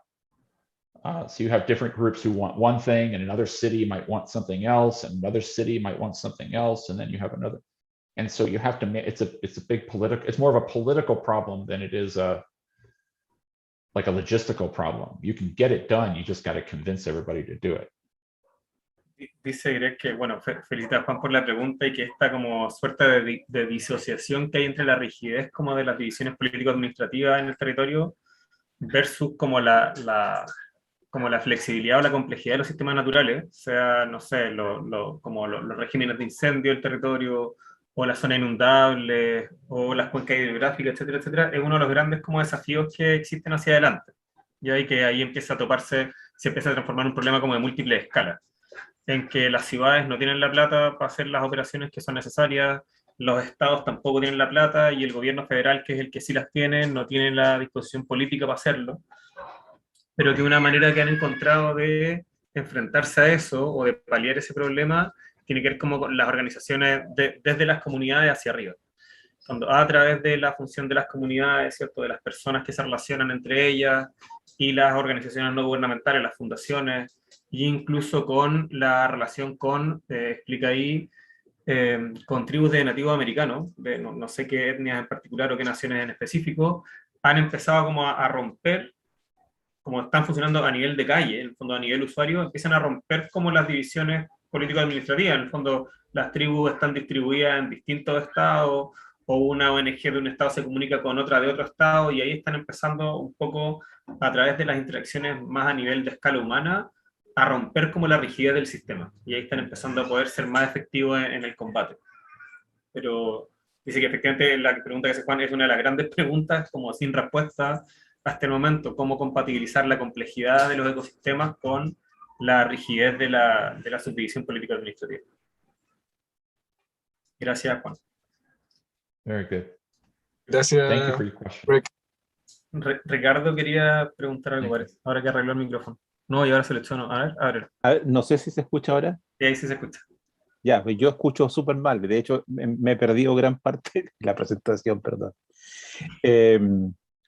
No, es que en parte creo que ya se ha contestado la pregunta que tenía que ver con cómo todos estos estudios, que me parecen fantásticos y por lo demás a lo demás felicito, digamos, todo este trabajo y te felicito a ti, Sebastián, por ponernos en contacto con Gray. ¿Qué impacto tienen en la gente que toma decisiones políticas? Yo encuentro muy bueno que haya a nivel basal, digamos, las comunidades que se tomen, que hagan estas iniciativas, pero finalmente hay gente que hace política, que determina cosas a nivel político. ¿Cómo esto llega a ese mundo político de las grandes decisiones?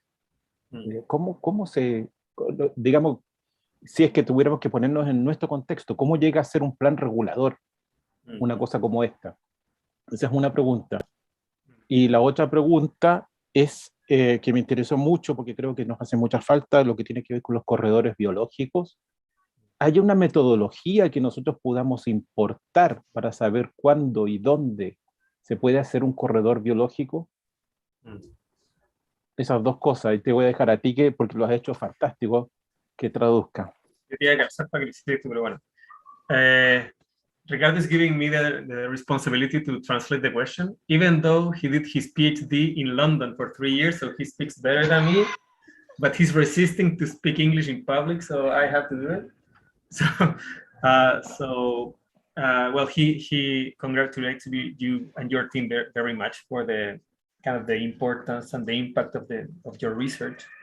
And he has like 2 small questions. Like the first one is, even though he understands that in this sort of like a kind of grassroots movement or relation between communities, there's a way of like breaking these borders, these administrative and political borders.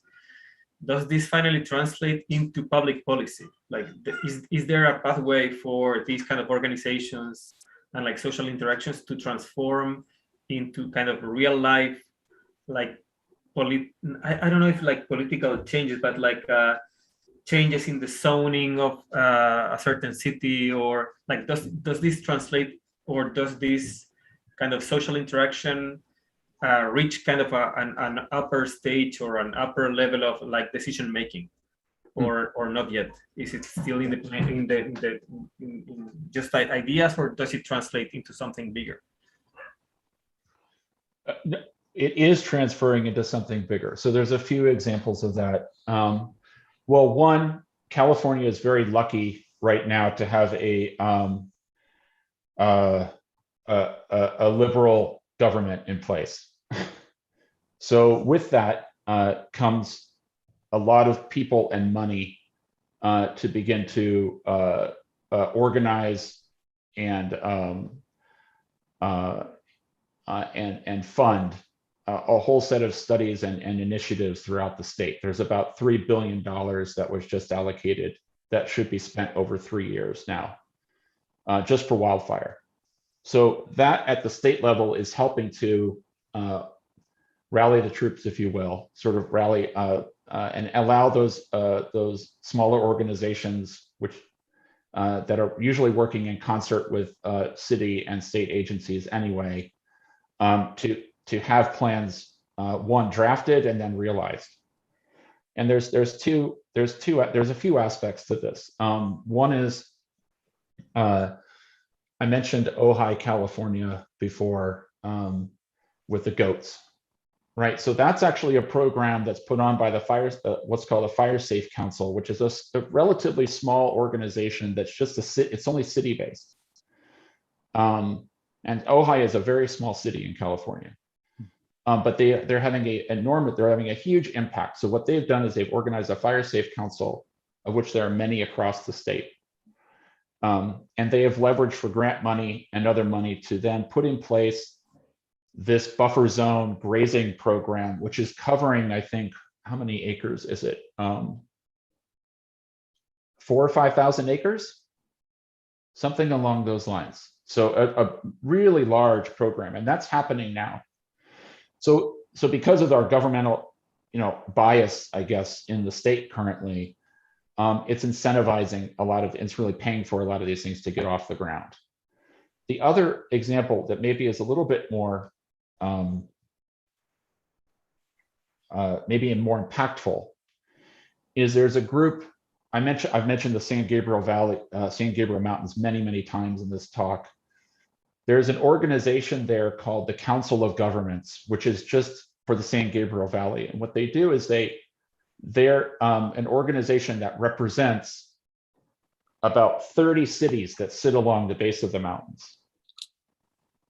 And so it becomes a collective governmental body just for this region that these cities sort of have representation in. All the mayors from the cities sit on this council.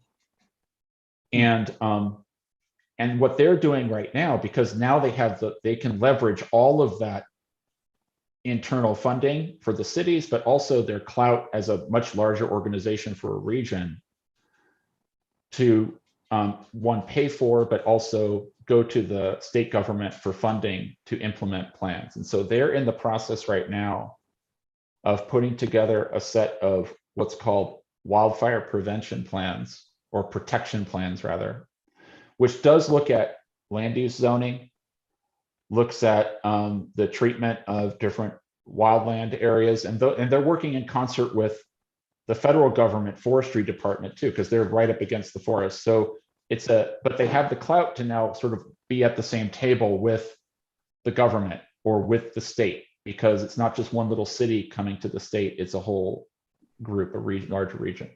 So that's happening right now, and they're receiving grant funding. They just received about $1 million to start doing start doing the work on the planning, which will then be adopted collectively by the cities through this agency, through this governmental body, and then over time get the funding to actually implement the plan. So that's in place right now too. So it's an exciting time in that respect. I think that in a way, climate change has the frequency of fires and floods and disasters that are all over the world right now, but let's say particularly we'll just speak for the United States right now in my neck of the woods, is that it's on everybody's mind right now. And so when we're having the worst wildfire in California history every year, right? Every year it's the worst, it one-ups it. That the political support and the popular support is there to now start really acting and putting the funds in place to get these things going. In a way, in an odd way, all the disaster has now unleashed a wellspring of support for these kinds of things to happen.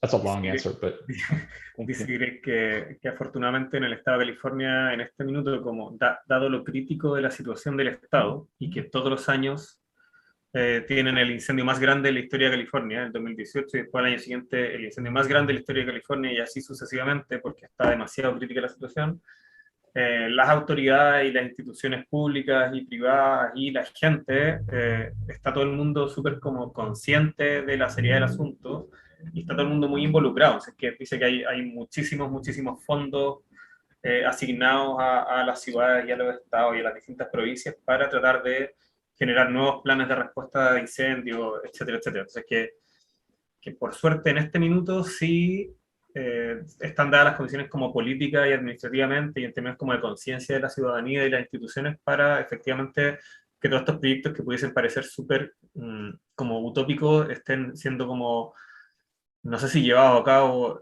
literalmente en este minuto, pero se estén considerando más seriamente y haya plata destinada al menos para hacer los estudios que eventualmente podrían transformarse en proyectos. And the second question that Ricardo had is related to this sort of like biological corridors that you explained that connect the mountain with the waterways. If there's some sort of like defined methodology that you guys have like designed or defined already on where to put this sort of biological corridors, like where do you decide to like locate this sort of like long park that connects mountain and water?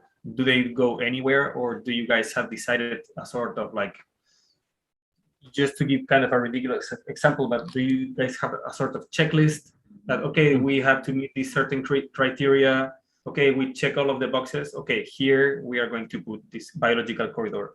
or not yet? Like how kind of advanced do you have that proposal? It's not too advanced, but the reasoning, the logic behind it is that those, at least what I was showing in terms of the map that had all the green dots on it, that was kind of, I don't know if you remember that map, but those are the historic lines of debris flow that what happened in 1938 was there was a massive debris flow. This is before they had any infrastructure in place, and so it came sweeping through the city and affected the development patterns within the city to some extent. So there's these easements that go through the city, and mostly what they are they're channelized. They become channelized waterways, hard waterways that that gradually connect. They connect to the spreading fields, and then they gradually connect down to the waterway down below. And so over time, different land ownerships have developed in those areas. So there's some complexity there, but there is a history. There's a kind of what do I want to say? There's an imprint of that on the landscape that you can see within the city fabric. And so although different entities now have sort of encroached on that, there is a path forward for where those could go. And they do follow where infrastructure currently lies, as well as where that historic line was. So we're sort of following the path of what had happened in the past. Dice Greg que en general como que la lógica ha sido, o que el proyecto es más teórico que otra cosa en este momento, no está tan desarrollado, pero que la lógica es un poco situarse en la zona de influencia aluvional de un evento muy grande que hubo el año 38, dice. Que además en ese minuto no existe ninguna obra de mitigación y que todas esas como bajadas de agua están en este minuto canalizadas, o sea, han sido de alguna manera respondidas en términos de infraestructura, pero una infraestructura dura. Entonces, que son como canalizaciones de agua. Y que ellos lo que proponen es, en el fondo, en algunas de esas, quizás cambiar o dar vuelta un poco como el enfoque desde una infraestructura más dura, más ingenieril, a una infraestructura más verde, que tenga esta suerte como de uso más constante y que, por un lado, responda al problema de la mitigación, pero por otro lado tenga también un cierto uso en términos como de espacio público. Pero básicamente la lógica parece ser, de momento, rastrear cuáles son los eventos anteriores. En el fondo, cuando baja el agua, por dónde corre, que es como una cosa media de sentido común. Me recuerda a mí un poco, yo estoy analizando ahora por temas de doctorado la Antofagasta, y Antofagasta tiene 18 quebradas que la cruzan de cordillera a mar, y desde el año 2001 en adelante se han ido haciendo obras de mitigación aluvional en las distintas quebradas, y terminan como en 2-3 años más. Y es súper fuerte que llevan 20 años haciendo, 25 años van a haberse demorado en hacer todas las obras de mitigación aluvional para todas las quebradas. Y es como escuchando a Greg, es en una perspectiva que quizá en los países del primer mundo era la que tenían hace 50 años. Es como que la vamos a terminar y ya como que debiéramos estar haciendo otra cosa.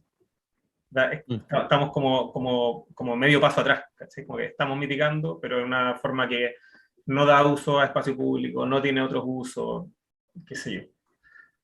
I was telling like the guys that as part of my PhD research, I'm studying a city in the desert in the north of Chile that is crossed by 18 like different like ravines, like some sorts of like watersheds and water flows.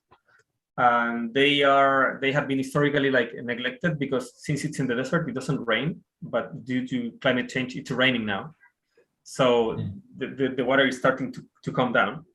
And we have been since 2001 building kind of hard, kind of gray infrastructure to control those kind of water flows. And they are thinking of that they will finish the last like mitigation infrastructures in like 2 years from now, 2-3 years. And we will end. And it's already kind of outdated. Like the perspective is outdated.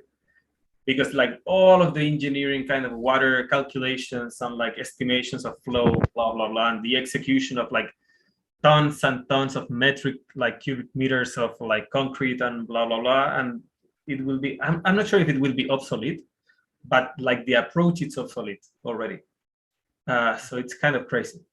Well, they are kind of redesigning one of the ravines with funding from the United Nations. So I think that's undergoing, but it's kind of a funny situation.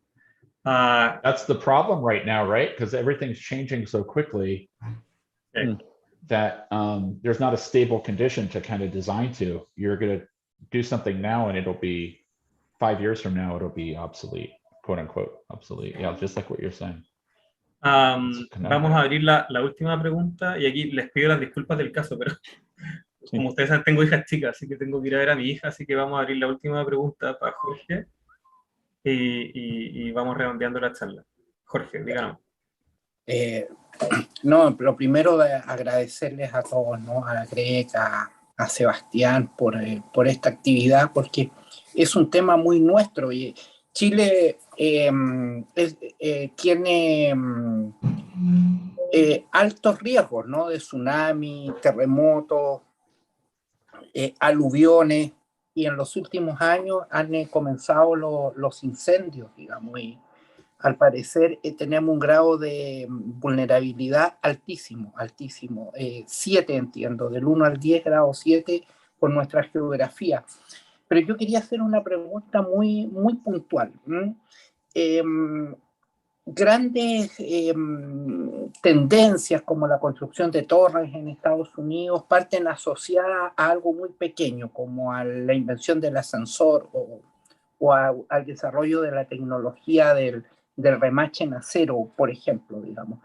Y al parecer los sistemas constructivos propios de la arquitectura parecieran no servirnos o no dar respuesta para esta escala mayor o esta escala urbana.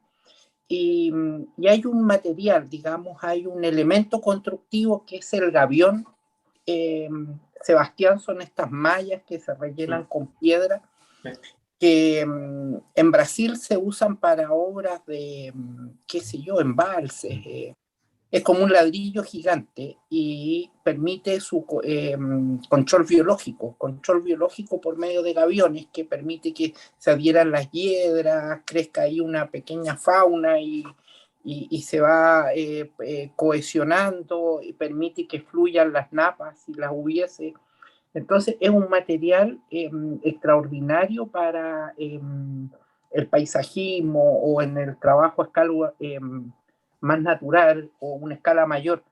Y la pregunta es a Greg si él utiliza esto, si lo conoce, qué opina de esto como sistema constructivo para implementar estas obras de gran escala. Eso. So, well, Jorge he is very thankful also, like, for your presentation. He's super happy. It's kind of funny. Jorge is like the brain behind all of the disaster related topics in our school. Like, we started like 15 years ago, because we started, like, both of us, with a studio focused on earthquake kind of resilient architecture or something like that. And from the earthquake, we started moving to other types of disaster due to the conditions, like geographical and climatic conditions in Chile, that are quite similar to the ones in California, I guess. Like, we have earthquakes just like you, we have like debris flow, we have landslides, we have fires, so it's kind of similar. And he wanted to ask you, like, if you have any knowledge, or if you have used, and I think you have, in this kind of small gabions. The gabions, like, I don't know what's the word, like this sort of like, I think it's gabion. Gabion, né? Have you used that as a sort of, or have you included that sort of construction technique in some of your projects? And like, what's your opinion? Because he was reminded, like, when he was like seeing your presentation, how this sort of like technical element has some sort of like biological or ecological capacities, in terms that it can, I don't know, like grow some sort of like vegetation or weeds in between, or be the home of like small insects or whatever. Like, have you ever used it or consider it in some of your? Well, they're typically used here. Do you guys use gabions at all? Not very much. No. Not very much. Like, we know what they are, but we don't really use them very much. I mean, the way they're used here and the way I've used them in the past is mostly through retaining walls and terracing of landscape and things like that as a way of, one, it's more affordable, and two, it promotes, as you were saying, habitat and sort of the infiltration of wildlife and other, sort of living creatures within it. It's not a kind of a big hard concrete wall. It's just more flexible. And so I've used them in that respect. I think using them in what we were talking about here is slightly different, and obviously haven't done that yet. But yeah, I think they work much in the same way as you were describing. But in the micro basins project, I think you are using, or you're proposing gabions, no? In this kind of some industrial scale of that. Yeah. Some like, just pump up the scale of a gabion, kind of look at it that way, as a way of kind of working at the scale of a mountain as opposed to the scale of a terracing of a back of a property or something along those lines. Sí, comenta ayer que efectivamente tiene como las propiedades o tiene esa cierta capacidad de ser como infraestructural, pero ecológico y verde al mismo tiempo, y que lo han usado efectivamente, que allá es súper usado como aterrazamientos o control como de deslizamientos de tierra y como para controlar terreno. Que en el proyecto como de estas suertes como de muros de contención para los aluviones también lo tienen considerado, pero a una escala muchísimo mayor, que no es algo que hayan ejecutado, pero son como una suerte como de mega gaviones, que no mide 1 por 1, sino que mide 10 de alto, o sea, una suerte como de otra escala que requeriría quizás como otro tipo de adaptaciones, pero que sí, que es algo que allá se usa mucho y que lo tienen súper bien considerado porque es barato, es más sustentable y tiene como esta mayor capacidad de generar ecosistemas. Muy bien. The other part of gabions is that they get stronger over time, right? So as they actually densify with soil that gets into them or other things that eventually sort of make their way in between all the cracks and crevices of the rocks, they sort of get stronger and more stable. And that was something that we were interested in with the microbasin, was that could you develop a system that actually became stronger the more and more debris that kind of got into it. So you sort of leverage the soil as a sort of a self-stabilization technique in some way. Dice que otra de las características que es interesante del gavión es que se va volviendo más fuerte a lo largo del tiempo. Así como se va llenando de tierra, de vegetación, y como que se va como consolidando de alguna manera todo el contenido dentro de esta malla. Entonces, que parte de lo que les parecía interesante de estas suertes como de grandes muros de contención que habían diseñado es la posibilidad de llegar a un sistema que tenga, como que no se le mide o no se le evalúa solamente en el momento en que se implementa, sino que tiene una suerte como de periodo de tiempo asociado, en que por un lado se va haciendo más fuerte y aparte va como consolidando todo un ecosistema alrededor. Entonces pasa a ser una infraestructura que tiene como un periodo de duración o de variabilidad que pasa a ser interesante más que como una operación puntual en un momento del tiempo.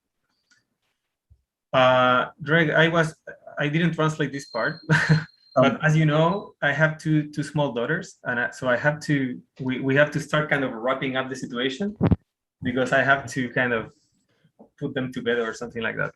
Not yet, but they have to eat. So we are going to kind of close this lecture right now. I would like to, in representation of the Architecture School of the University of Santiago, to thank you very, very much. It's been a very, very kind of enlightening and kind of an eye-opening experience for us to talk with you. Well, for me, reading the book was very eye-opening too. So I hope we can get a copy for the school. I will send you an email to remind you. I'll just send you. Yeah, I'm sorry. Did I not send that yet? No, I never reminded you of that, but we can get to that later. Don't worry. Okay. So it's been great. Thank you very much. I think what you like, all of your work and what you have exposed today, kind of it goes in line with many things that we have been trying to push here within the Chilean context in the last few years. They are kind of very novel ideas that it's very exciting for us when we see somebody who is like pushing the same cart that we are. much further.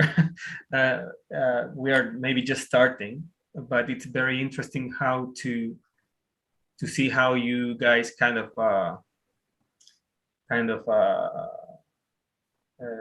overcome the traditional limitations of the discipline of architecture. Like, what do architects do in this context? Like, how do we approach landscape? How do we approach infrastructure? Is there something in between? So all of those questions that you are asking yourself and you and your team are super, super interesting and exciting. So we are extremely grateful for your time. It's been a very nice experience. Well, thank you so much. And it was, it's really I'm just so grateful to have this opportunity, and also to have gotten to know you a little bit and know more about the department. I mean, it is, as you say, it's always like a thrill to find people who like, oh, you're into that too. Oh, and you're thinking about these issues too. It's just because you know a lot of people are, but as you were just mentioning, studying this as a sort of a problem within the institution. And what I find fascinating about what you're doing is a lot of folks are looking at floods, right? Or they're looking at, you'll have whole departments looking at sea level rise. And that's just kind of like one trick pony in the United States. It's like, that's all anybody ever wants to talk about is sea level rise. But trying to understand the full bandwidth of, like, what does it actually mean for designers or practitioners to work within disaster landscapes? And what does that really mean, from earthquakes to typhoons to floods, fires, et cetera, as you're saying, debris flows? I think looking at it in that kind of broad way like that really puts into question how you have to practice. I mean, that's just so, the scales of all of those are so, one, they're so varied in how they impact the world, but two, they're just at magnitudes that you kind of just wonder how do I even begin into this problem? And so thinking of that as a kind of a package, as a kind of a way of, as a broad body of research of which each one of those specifics kind of falls out, I think it's just fascinating. And I don't know of a university in the States that's doing that. In fact, I'm sure they're not.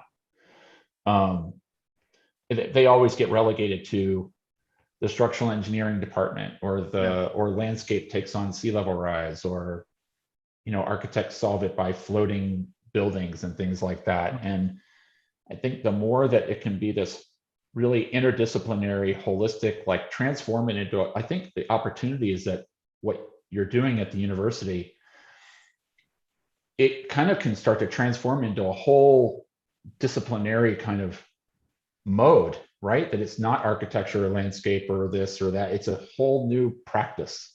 And I think that's what the world needs right now.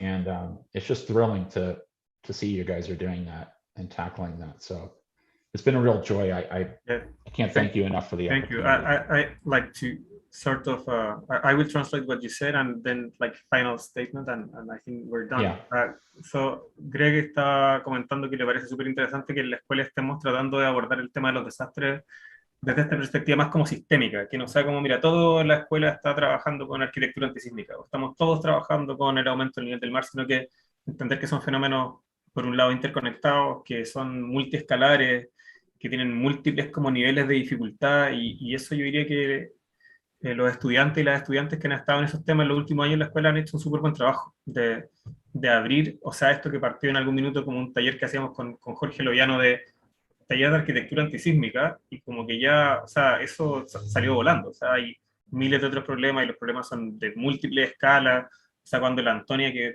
está ahí su foto, pero no sé si está ahí, llegué y dice, no, profe, es que no voy a llegar a una comuna o a una ciudad determinada, voy a llegar a una cuenca. Y ahí como que uno se replantea todo lo que ha hecho todo el año, toda la vida, como, claro, si estáis hablando de agua, los temas son las cuencas, no son la municipalidad. Entonces es interesante, y creo que como que felicito un poco a la escuela también por esa aproximación. What I would like to say to close is that, like,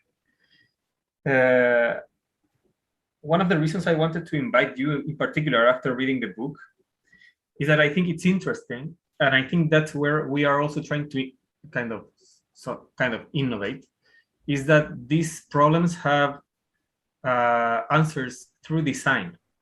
Like, and it happens to me a lot since I'm doing my PhD research, and PhD researchers are supposed to research. So I have to read a lot and write many things and run many kind of geographical softwares to blah, blah, blah, blah.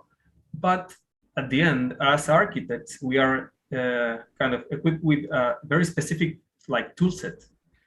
And we can try to approach to answers to these complex problems, not only through zoning, that it's super important, or not only through public policy, that is super important, but also through design. And that's where I think there's a huge void. I'm not sure in the US, but at least in Chile, there is. Like, in architecture schools, we are not talking about disasters. And the few schools that are talking, it's relegated only to urban planners and zoning and public policies, and zoning and public policies. So how do we contribute to that problem? Through design, be it like urban design in a large scale, or even kind of industrial design of a small object or a piece of furniture. It's extremely exciting for me. I think that's where there's something to say for many of us. So I'm very, very grateful for you to have taken that time to share that experience with us. That's very nice. Thank you so much. And I couldn't agree with you more. That's what we bring to the conversation. Yeah. It's to being able to envision a future that doesn't exist yet. Yeah. So that's what we're trained in.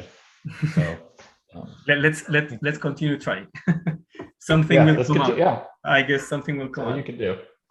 Okay, Greg. So thank you very much again. I hope to see you again. So it's been a great experience, and we will stay in touch. So have a very, very nice day, and thank you very much again for everything. Thank you so much. Thank you for all your time. Bye bye, Greg. Chao, chao, Thank you. chicos y chicas, que estén súper. Espero que lo hayan disfrutado. Vamos a subir después la charla a YouTube. Estamos en contacto. Chao, chao. Bye bye, muchas Gracias, Sebastián. Gracias, Bye, Ricardo. gracias. Chao, chao. Bye bye. Chao, profe. Chao.